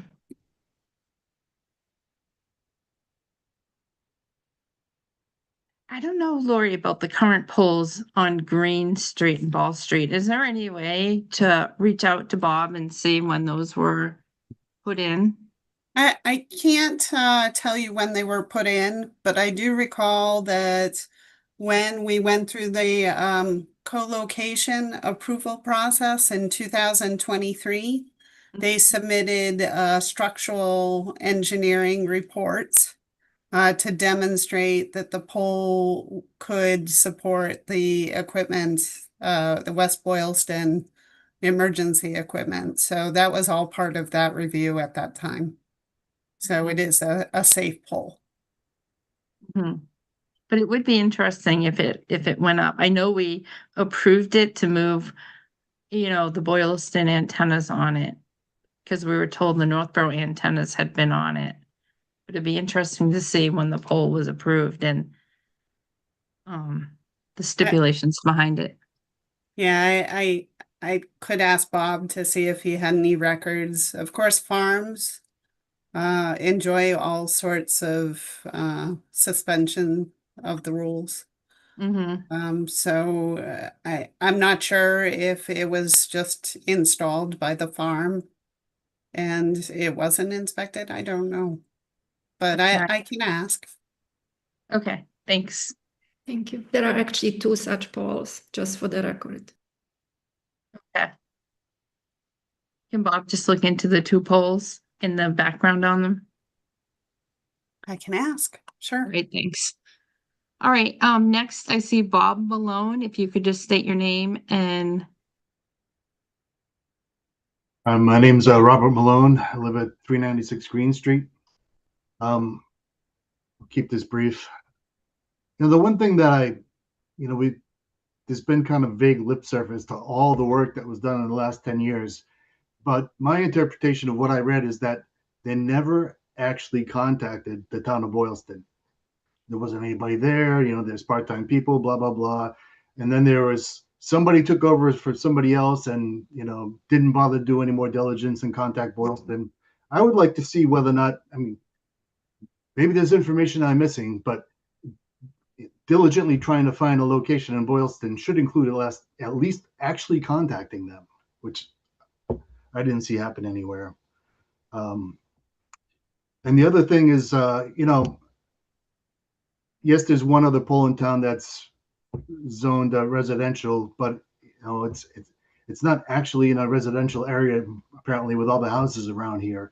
And I think it sets a terrible precedent to start throwing towers in residential areas, because once it starts, where does it stop? Is it going to be anywhere they want to put a pole, they're going to be able to put one up, and they're just going to give the middle finger to all the residents because federal law supports them. So, if the town isn't going to stand up for us now, I appreciate everybody's work on this. And just from being involved with it myself, and I'm a scientist by trade, there's a lot to digest here. And I was also a real estate agent. So thanks for everybody's time. But I think that this is really crazy. And I totally disagree with the assertion that a pole is a pole is a pole, because, the 75-foot pole isn't going to drop my property values by 10 to 20%. And I haven't seen any discussion of property values. And I guess there's an appraiser here, but I could find an appraiser too that'll say what I want. And I think that there's a real risk of those of us inside of this pole losing 10% of our property value. And basically, it's just going to be kind of, money laundered through the Davidians account. I don't think that's very fair. Thanks, everybody, and thanks for your time. thank you. Thank you very much. Larry Blanchard, please state your name and address. Yes, Larry Blanchard, 366 Green Street.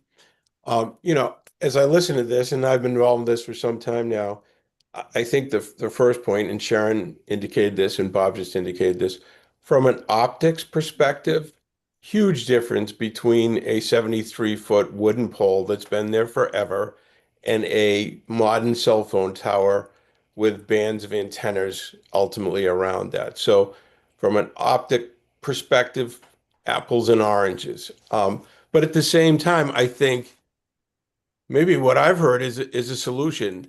Verizon service is, at least in our experience, is not bad on the hill, although it's not perfect. There are areas where you will drop a call, and that's somewhat annoying, but it's a kind of a slight thing. But I guess as I listen to this, I would think one of the best options for the citizens of Northborough is to put a small cell on the existing wooden tower that also has a generator at the base, so it would cover it with an outage. It would cover anybody at Tugas. It would cover anybody on Mount Pisgah. It would cover everybody on this hill, which is a gap area to some degree in Northborough, but it certainly would provide a solution for those gaps. It would provide um, telephone or equipment, communication equipment for first responders, which is already on the pole. So we would keep that. It would keep the integrity of the scenic road. So it seems like a very, very good solution um, for all parties involved. The last thing I would say too is that Bill had mentioned that there was a petition on the part of Northborough citizens. I don't know what the last count was. I think it was in excess of 150 citizens of Northborough in opposition to this tower going in. Um, so I think clearly Northborough residents have spoken, and I do think there is a solution here, but it probably doesn't involve a new modern metal cell tower. So thank you. Thank you. Corey, can you state your full name and address? Sure. My name is Corey Marriott. I live at 32 Maynard Street, just a little bit east of Green Street. I'd like to speak out in support of the tower. You might say that the residents of Northborough may not benefit directly from this tower, but I'd like to contend against that. Just yesterday, I was walking through and hiking through Mount Pisgah, and I had no cell coverage through most of my hike. And I thought about my 8-month-old son, who was at home, was walking, and I was wondering if I were to fall, my wife were able to call me, and I wouldn't be able to reach her. And I also like to do a contention too. I know I've heard some people mention about satellite communication, such as Starlink. When you guys, use your cell phone and you walk into your home or to your buildings, do you lose cell coverage? The answer is no. What you do lose, however, is satellite coverage. Satellite coverage usually requires direct line of sight communication to the satellites.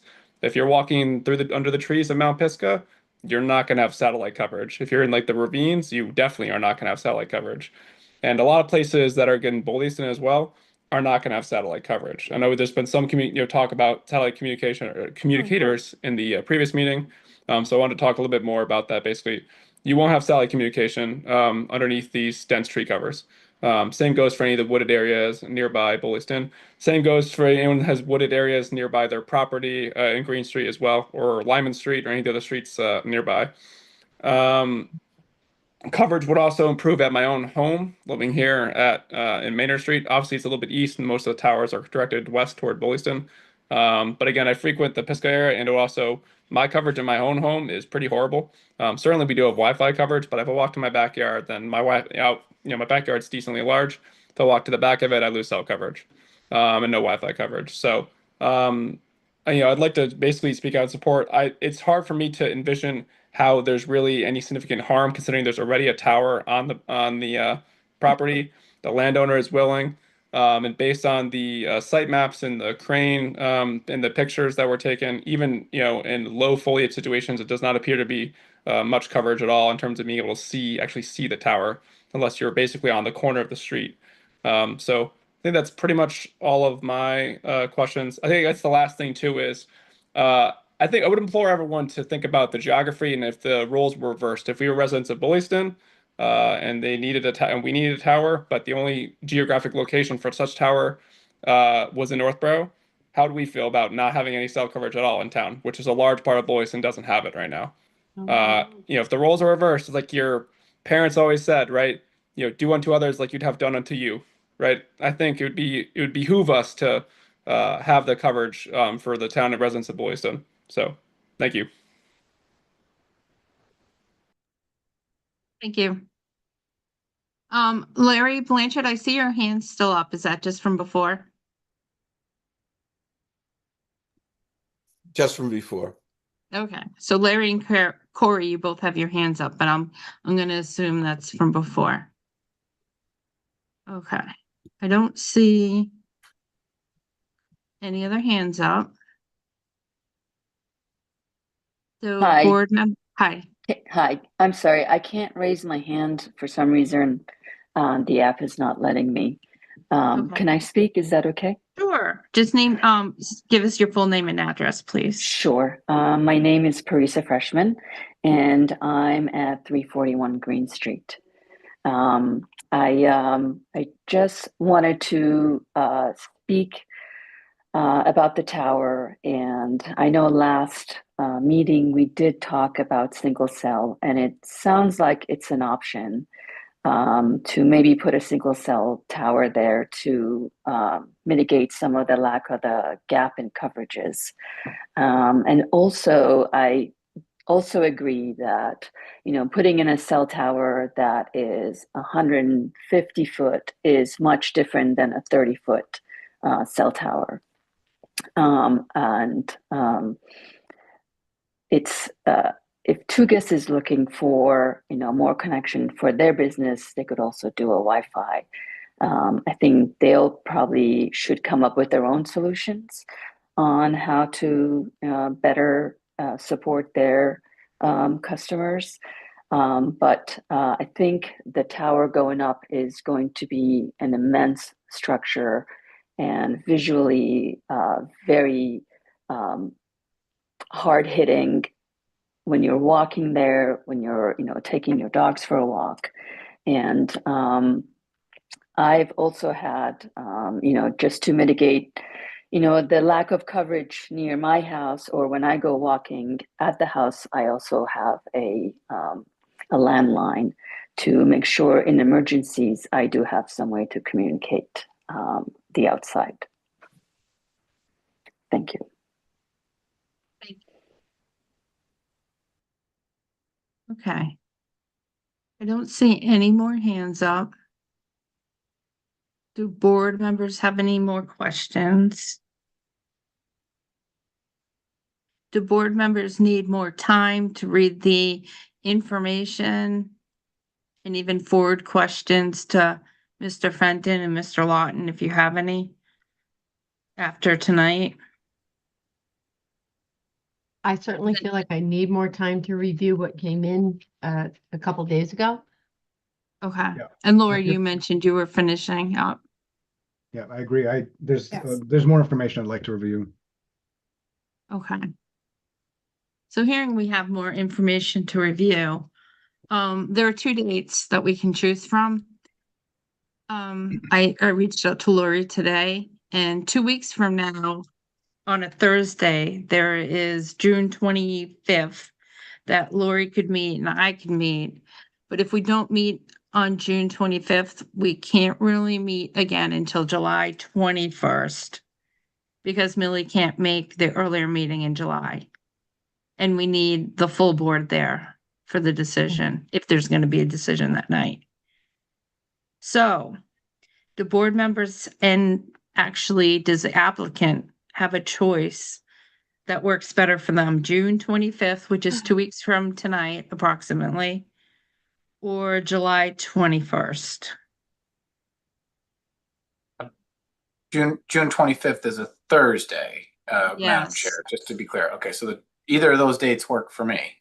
I can't speak for anybody else on our team, but we're anxious to proceed and certainly agree with a continuance to allow you more time and for Mr. Lawton and Ms. Connors to complete their final report. But either of those dates are fine with me. Okay, for the board, Lori and I did pick Thursday because the ZBA meets on Tuesday.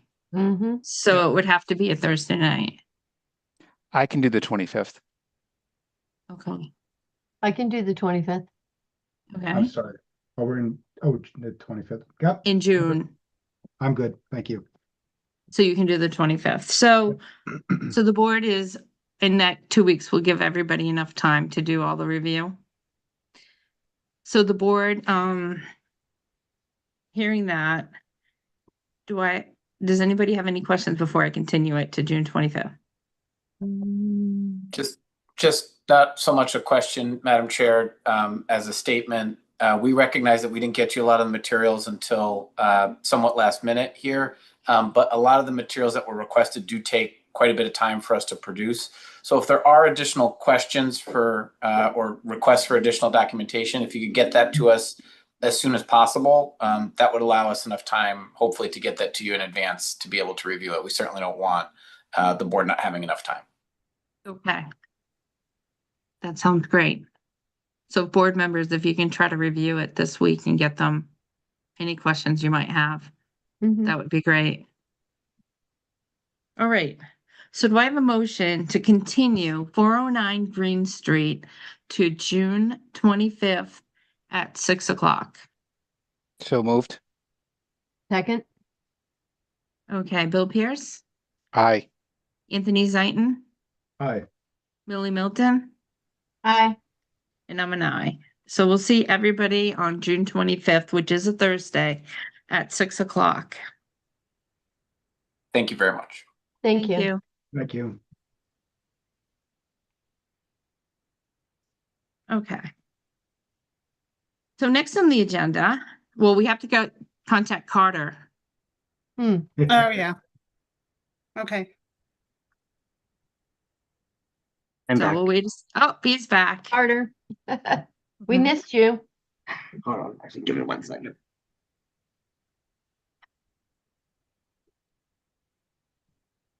Next on the agenda is a public hearing for 10 Goddard Road. It's an application for a special permit for a non-residential accessory use, groundwater special permit and special permit with site plan approval submitted by Saint Cobain Research North America for the construction of a temporary gravel parking lot and laydown area of approximately 39,200 square feet. Who will be speaking for Saint Cobain? Michael Totor from Civil Environmental Consultants. Okay. All right, welcome, Michael. Would you mind doing a small presentation for us, or however large your Absolutely. presentation is? Absolutely. And then just for record on the call, I also have Richard Berry on behalf of ownership at Saint Cobain, as well as to any questions. Okay, thanks.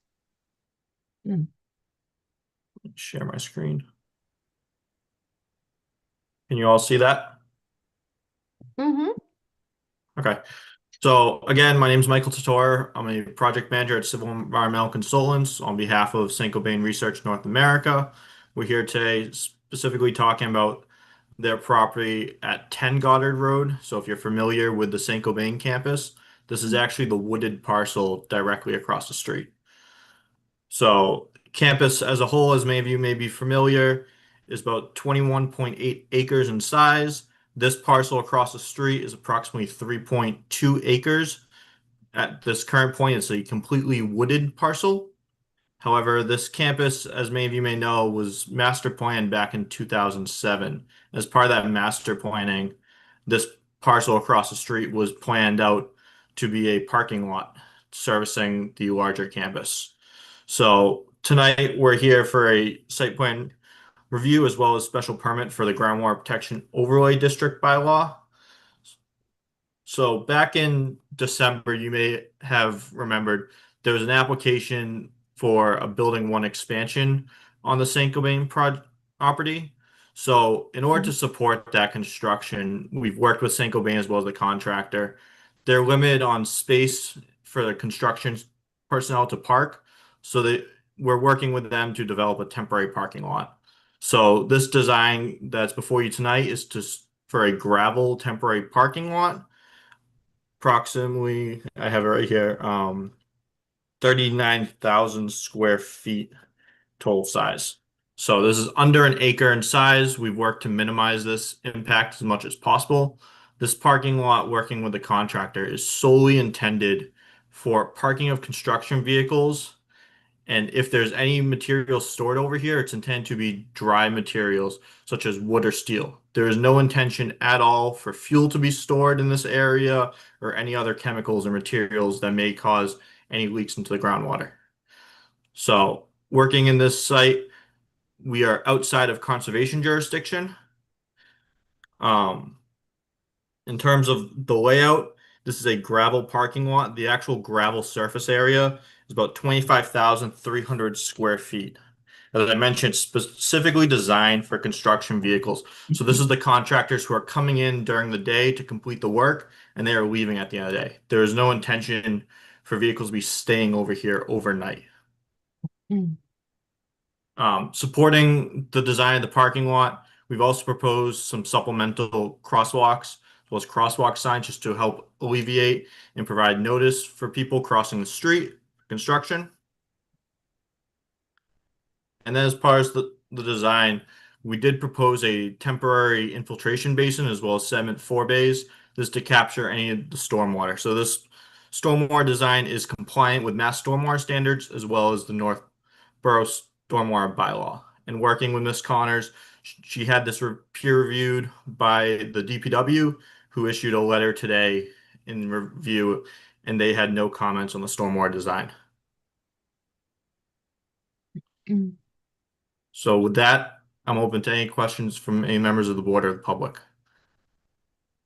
Lori, do you mind going into your questions first? You're on mute. Sorry about that. Let me just pull up my letter.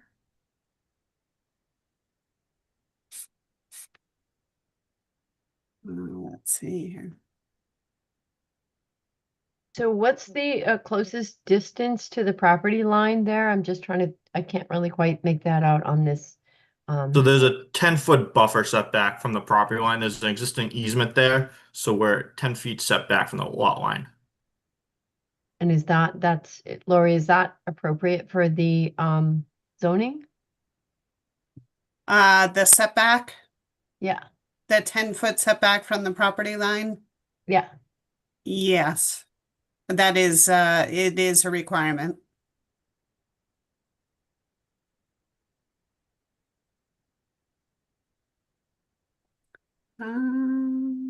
Okay. Oh, here we are. Took me a minute to find my own letter. All right. So I did have some questions. The first thing I wanted to point out is that Bob Frederico and I sat down together to go over his zoning interpretation form, which came later. So they filed their application. It was missing the zoning interpretation form. Then Bob submitted the form saying that a special permit was required for use and went on vacation. So I didn't have the opportunity to discuss it with him until he returned. And ultimately, what we decided together is that a special permit for use is not required in this case.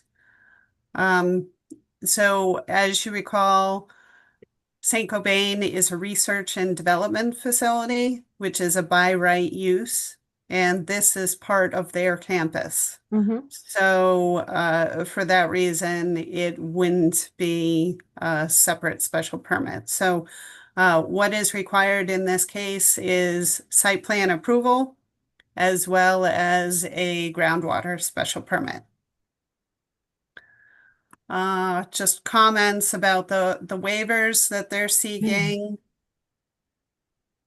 They are missing some information on the plan about natural land features. My suggestion is that they provide that information. Certainly, they can submit a written waiver request for planning board consideration, but needs to be addressed one way or the other. Then, of course, questions about what type of materials would be stored there. So if you could specify that in writing, that would be helpful. And when you're talking about construction vehicles being stored on the site, I'm a little bit confused about that. So is the construction equipment going to be stored there overnight, and then the contractors are going to be coming in their private vehicles and then taking the construction equipment and going across the street? If you could Yeah, explain that a little bit more. yeah, I can respond to that. So the intention for this is for the contractor's personal vehicles when they're arriving to the site at night. So someone's personal car, pickup truck, whatever. That's not the Saint-Gobain and working with Consigli, who's the contractor. They have a laydown storage area within the existing campus where specific construction equipment and materials are being stored. So this area is specifically for passenger cars. If there is any material, speaking with Consigli, that may just due to timing show up, it would be a material such as wood or steel. They're not intending to store any fluids, chemicals, liquids, or anything else of that nature over here. There is a primary storage area across the street that they are storing equipment. This is only if there's additional need for extra space to store some of those hard materials across this over here. Okay. Since this is temporary, Lori, I think that would be important to me in a condition, because you wouldn't want concrete vehicles, with fluids and into the groundwater too, with Right. no pavement. Yes. Mm-hmm. Let's see. Okay. Well, the next comment had to do with if heavy construction vehicles were going to be stored on site. So it sounds like that is not the case. That is not the case. Okay, in which case the binder course of pavement is probably overkill. Okay, I had a comment about refueling and vehicle maintenance. So my suggestion is that would be a condition of approval. I did have some concerns about the stone dust paths. There is one area in particular where there's quite a grade differential. Mm. So I was kind of confused about the stone dust path having any sort of longevity, not eroding away. So if you could provide a detail, are you planning on doing any grading in order to, like, prior to putting the stone dust path in? Where are you seeing Yeah, that, so Lori? Oh, I see it. I yeah. see it. I got Yeah, it. so there's two stone dust paths that are being proposed right now in terms of sidewalk connections to allow the contractors who are parked across the street to walk up into the main campus. There'll be some stripping of lawn materials that are in the way and just some rough, real quick grading in terms of just smoothing out the surface for a path, but there's no major grading proposed as part of that. So as new as the project, I could have mentioned this earlier. There is a future parking lot being proposed on the site that's consistent with the master plan that will be coming before the planning board in the coming months, which will propose permanent sidewalk connections in this area. But before that project's in place, there will be temporary sidewalks that we're proposing at this point in time. Okay, so the future parking area is consistent with this lot that we're talking about. Correct. It's on this lot. It's still under development for the design, but it's designed to be consistent with the master plan approval. Okay, that makes sense. Okay. So following on the heels of that, like, I did notice on the plan that you had ADA signage. But then there was no location that was identified as being like an ADA compliant space. And of course, if you're having these stone dust paths without any grading, then they're not going to be ADA compliant. So I'm kind of confused about that. We can clarify where ADA. So based off of the ADA regulations, we would propose to relocate the spaces closer to the existing building for a required space count. Just when you look at the ADA regulations, the requirement is you put them in the most optimal location for access to the building. So we'd propose to relocate them closer to the building, but we can clarify that for the board. Okay. And then my next comment had to do with the temporary infiltration basin. I believe that that is not going to be a permanent infiltration basin, but if you could just like respond to my comment letter and just put all of this in writing, that would be helpful. Then let's see. Oh, the length of time. How long are you planning on having this temporary parking lot? That's my question. I don't have that answer directly. I know, Rick, if you have that question, I'd have to confer with the Consigli construction team. It falls in line with the Building 1 project that was previously approved. It would follow that same construction timeline. Okay, That's correct. And the goal was to, if we can meet our timelines, to get the design for a more permanent parking lot across the street done by the end of this year, and then put in for some funding to then complete the parking lot.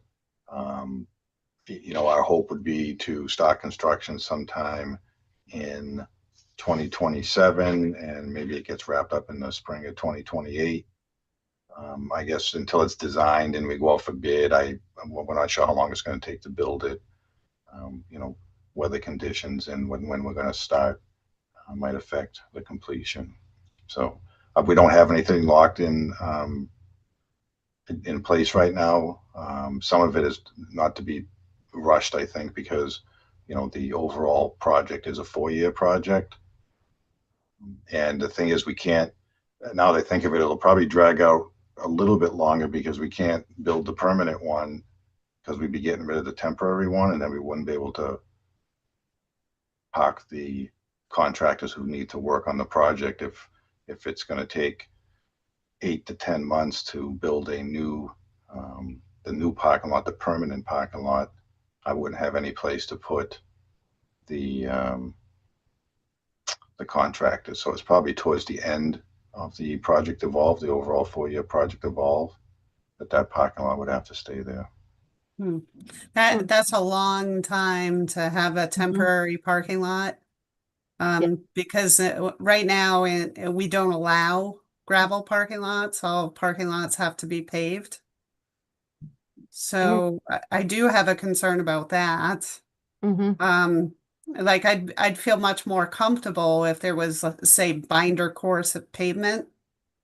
I think if it was a temporary parking lot for a year or maybe even 2 years, that would be acceptable. But if you're talking about 5 years and then this is groundwater area 2. Yeah. And so you're going to have 5 years of, just fuel and antifreeze and whatever dropping onto this gravel parking lot. That concerns me. Okay.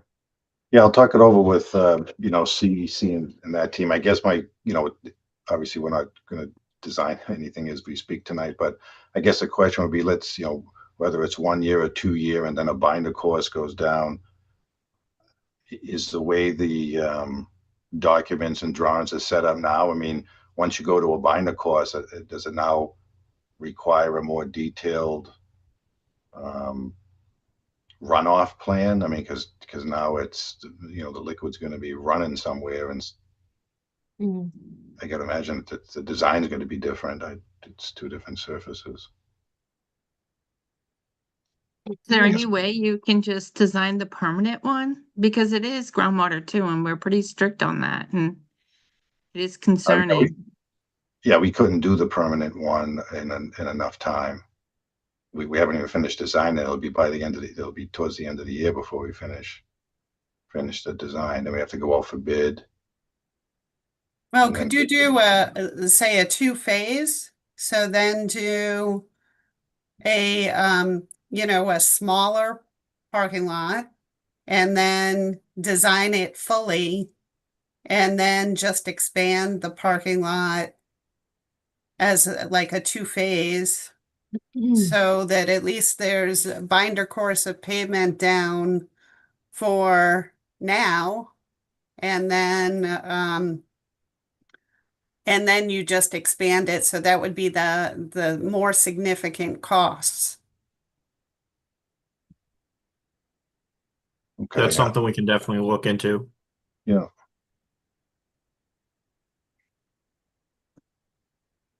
So I might that's have missed that's pretty it. much it. I did have a couple of more comments, but I'm sure they can just address them.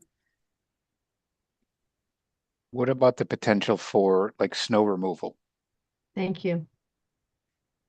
right? I know we're not thinking snow removal now in the yes, we're getting into summer, but if Yeah. you're talking a year or two, you're going to have to deal with snow removal, Yeah. especially for the walkway. Correct. So as of right now, within the temporary lot, a portion of that lot would be used for snow storage within the current gravel area that's proposed. And then in terms of the sidewalk paths, those would be shoveled and cleared by the construction team and pushed into the landscaped areas that's existing there today. Okay. How many vehicles do you anticipate needing for the construction?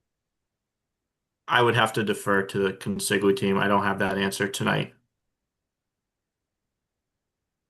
Do you have it on your drawing? Do you have it in? Did we include a number on what we thought that was going to be based on early conversations?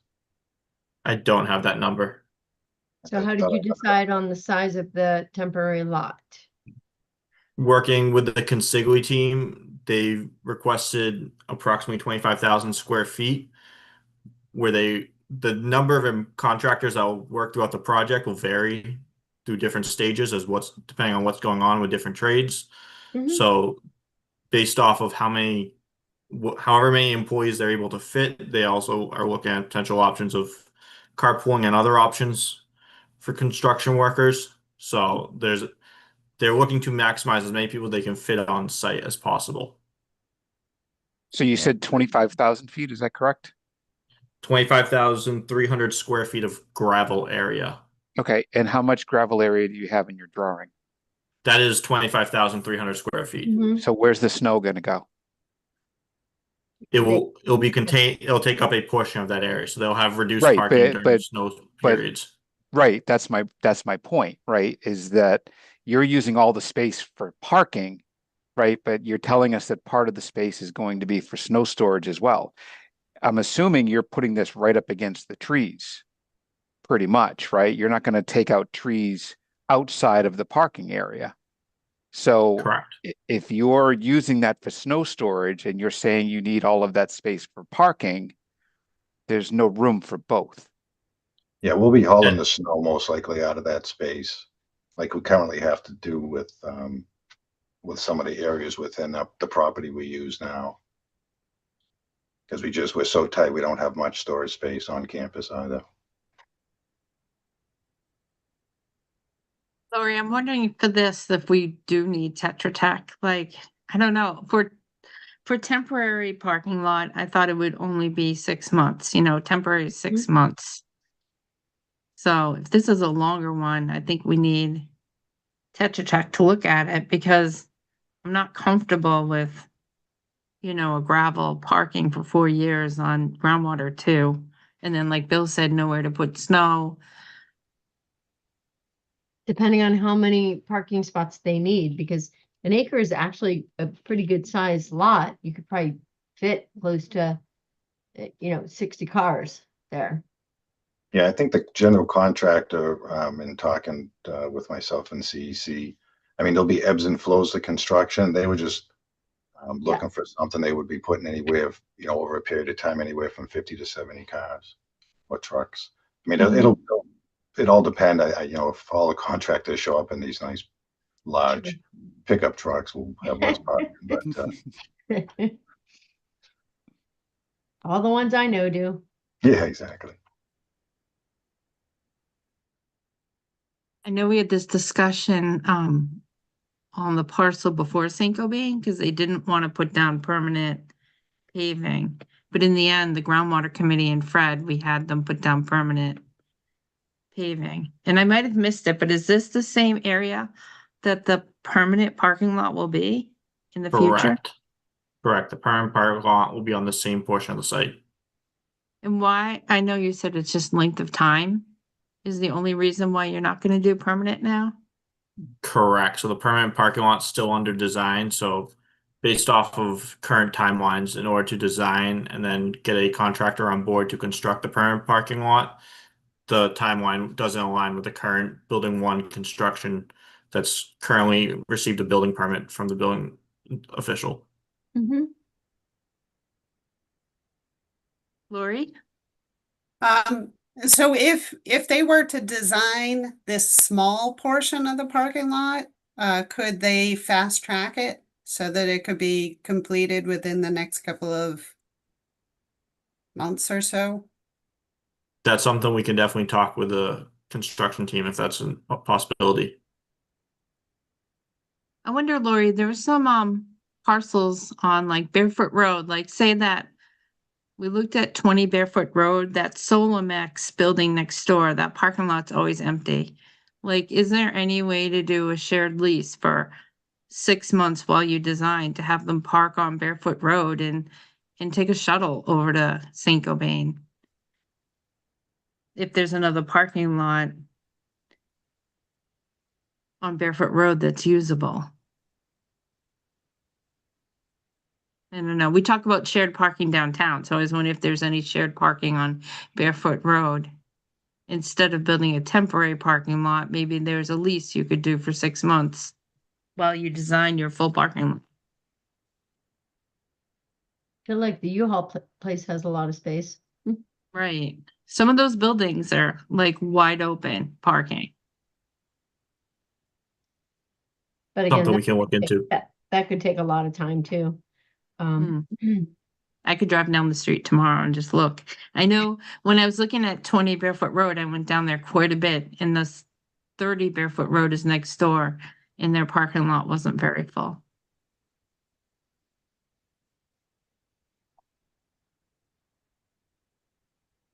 I don't know.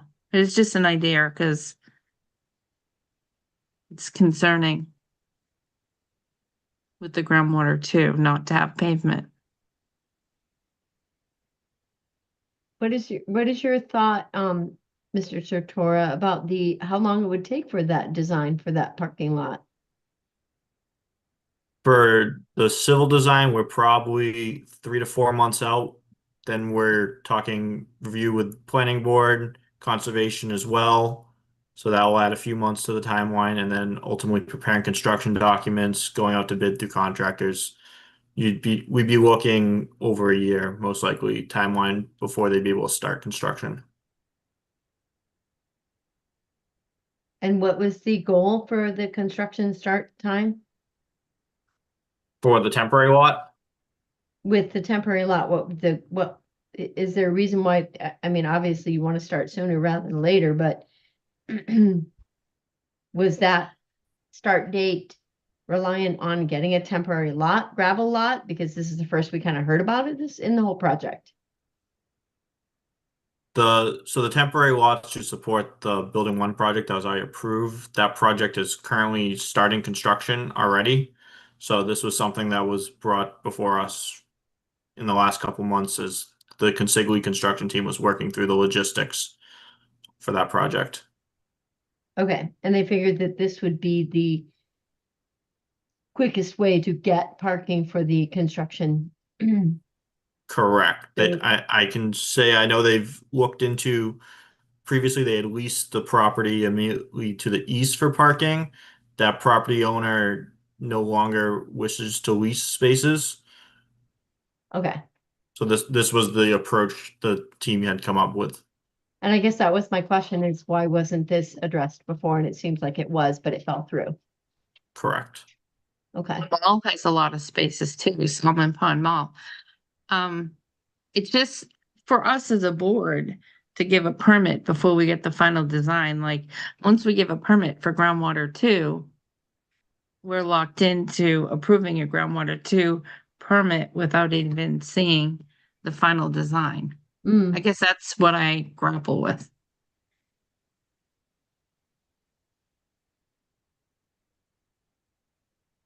Like, once we give the groundwater two permanent, we might be stuck. You can't say, oh, well, now we don't like how you're doing your permanent parking lot. I'm like, well, we already have the permit, so. And that in itself becomes a hardship because you've already done it. Right. And I would never probably give a groundwater two special permit without having impervious pavement. That's what we did for the other applicant that was at the parcel right before them. So it's hard to say yes to a groundwater two permanent if there's impervious pavement or pervious. Right. So I don't know how we get along with that. Like, I see you all at St. Gobain have a quandary, but then it puts us in a quandary of how to go about this. And like we, Lori, you're Well, if we saying put a that, binder course down like you requested, yep, I guess I'd have to work with Michael to find out some of what the construction logistics of that, because I guess we could put a binder course down, but not get anywhere near a full-blown parking lot design like we're going to be following up at some point in the future. But at least it won't be a pervious product. does that make sense, Lori?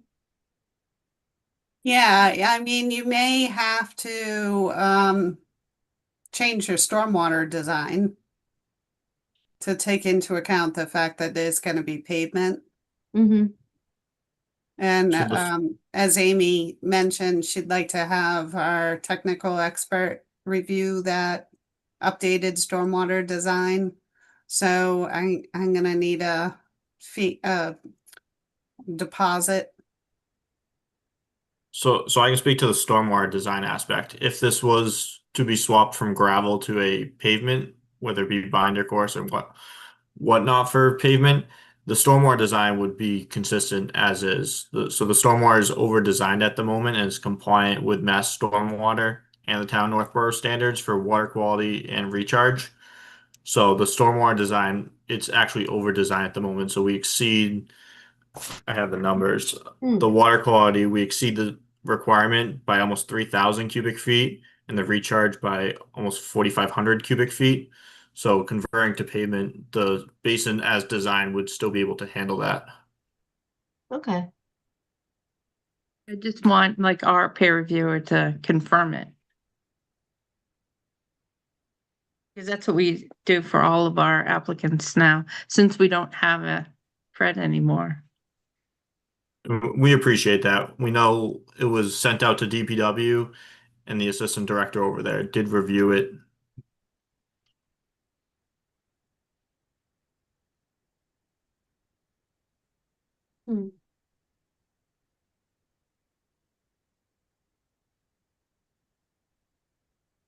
Okay, any other board, I mean, I don't know, we don't have a real direction here yet, but does anybody else have any other questions?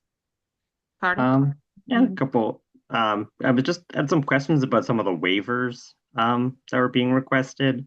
I kind of understand, you're saying this is a small temporary project, so some of the full like development impact analysis stuff would be excessive, but I'm just wondering, would any of that be able to be done anticipating the permanent one after a few months? That would anything like that be helpful or possible to do kind of together? So some of the waivers like the I don't have them off the top of my head. I'm not looking at it, but there was the like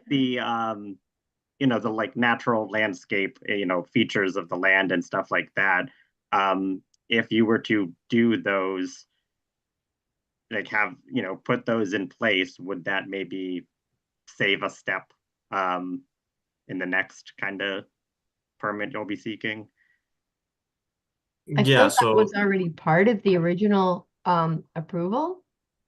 yeah, so most of those materials were submitted as part of the initial master plan that was approved in 2007, and everything we're proposing now is falling consistent with that approved design. Okay. And I mean, I'm just kind of like, were you also going to be updating the master plan? I think that was something that was discussed at Correct. the previous permit.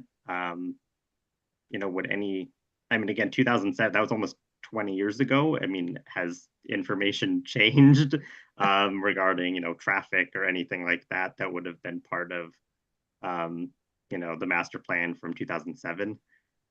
Correct. Yeah, we are working with St. Gobain to update the master plan and formally submit that back to the board. So that's something that's in process. I don't have an exact timeline, but that is coming shortly to the board.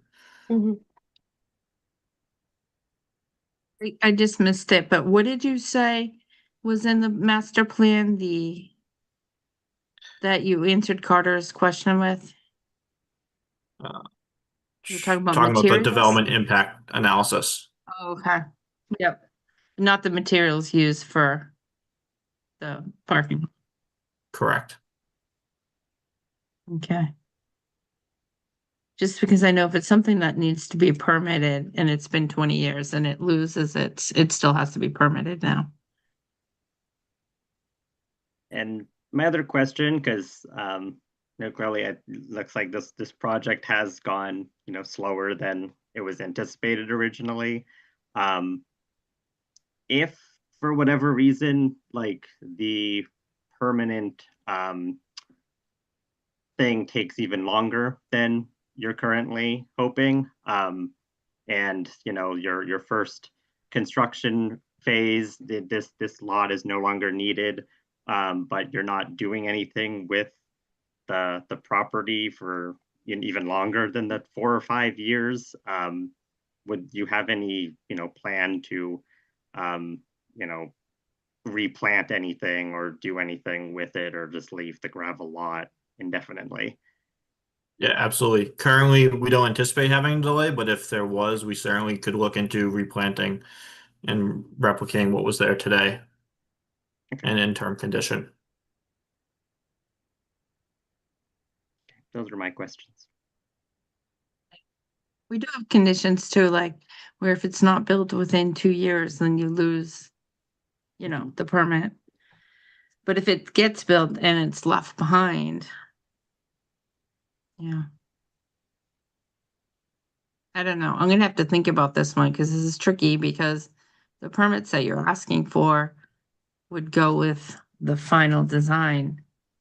We've never had a special permit for a temporary action before. That might be something we ask town council about, Lori, just so we're covered. You could also ask for a performance guarantee. So, like in the circumstance of a solar farm or a cell tower, typically there is like a removal bond put up so that, at the end of the life of the project, there will be something that the town could use to hire a contractor to remove the facility. So that might be something you might want to consider. I always recommend cash versus a surety bond that is only as good as the little deposit that you have to pay on the surety bond every year. The premium. Okay, good idea.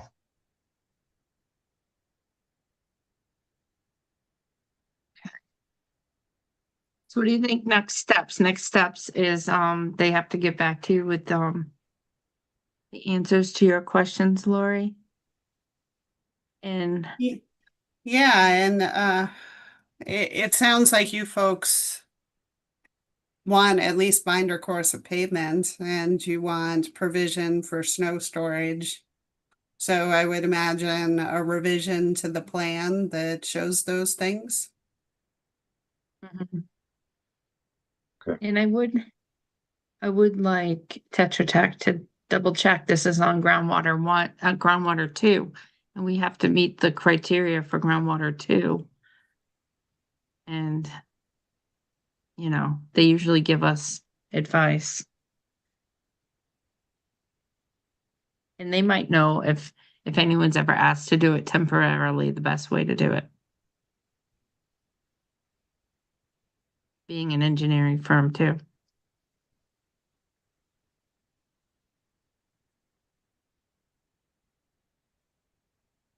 So I can send this out to Tetra Tech. How long will it take you to revise the plans, do you think? We can have those turned around in about week and a half. Okay. Okay. I can have him do an estimate, or you could just give me a check up front for say $4,000. That should cover it. Yeah, let me connect with Rick offline about that. We can get you something. Okay. And then, so we should meet again July 14th. Is that the date I picked for 17 Green Street? You did. Yep. Have to go back to 6 o'clock. A lot's happened between now and then. So I'm assuming 2 weeks on June 25th is too soon. So I'd assume you would come to our meeting, our July meeting on July 14th. Correct. If it's going to peer review, I need that timeline for Tetra Tech to review. Mhm. Okay. All right, and if anybody has any questions too, between now and like the next week, you could send them to Lori if something comes to mind that you wanted to add. Any other questions? No? Since this is a public hearing, I was gonna open it up for public comments if there are any. Just raise your hand if there are any public comments. I don't see any. Okay. Seeing none, do I have a motion to continue the hearing for 10 Goddard Road for July 14th at 6 p.m. We're putting both applications on at 6 p.m. because sometimes if one continues, then we don't have to wait, but we can let you know. We already continued 17 Green Street for 6 p.m., so they'll go first. But if they happen to continue or if anything happens, if we have you on for 6 o'clock, then you could go then. Understood. Thank you. All right. Thank you. So do I have a motion to continue 10 Goddard Road for 6 p.m. on July 14th? So moved. Second. Okay, Bill Pierce, Aye. Anthony Zaitin, Aye. Carter Brennan, Aye. Millie Milton, Aye. and I'm an aye. We'll see you July 14th. Thank you all you. very much. Thank you. Thanks. Okay, so before we went to the cell tower, we actually finished the end of our agenda. We moved everything up. So does anybody have anything else to add? Okay, hearing nothing to add. Just one question. Sure. The meeting in later this month that you're finishing or you're hopefully doing the cell tower. Is there anything else on the agenda? I don't think so, Laura, do you? No, so you won't have to come.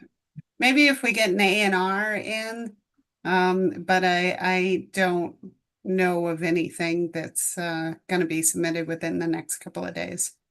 Okay, I won't be able to go to the meeting anyway, so I'm not planning on. Enjoy. We'll be thinking of you, Carter. Okay. Okay, hearing nothing to add. Do I have a motion to adjourn? So moved. Second, All right, Bill Pierce, aye. Anthony Zaitin, Hi. Carter Brennan, Aye. Millie Milton, Aye. and I'm an aye. We'll see everybody June 25th. Good night. Mark Good your night, everyone. calendars. Good Good night. Good night. night.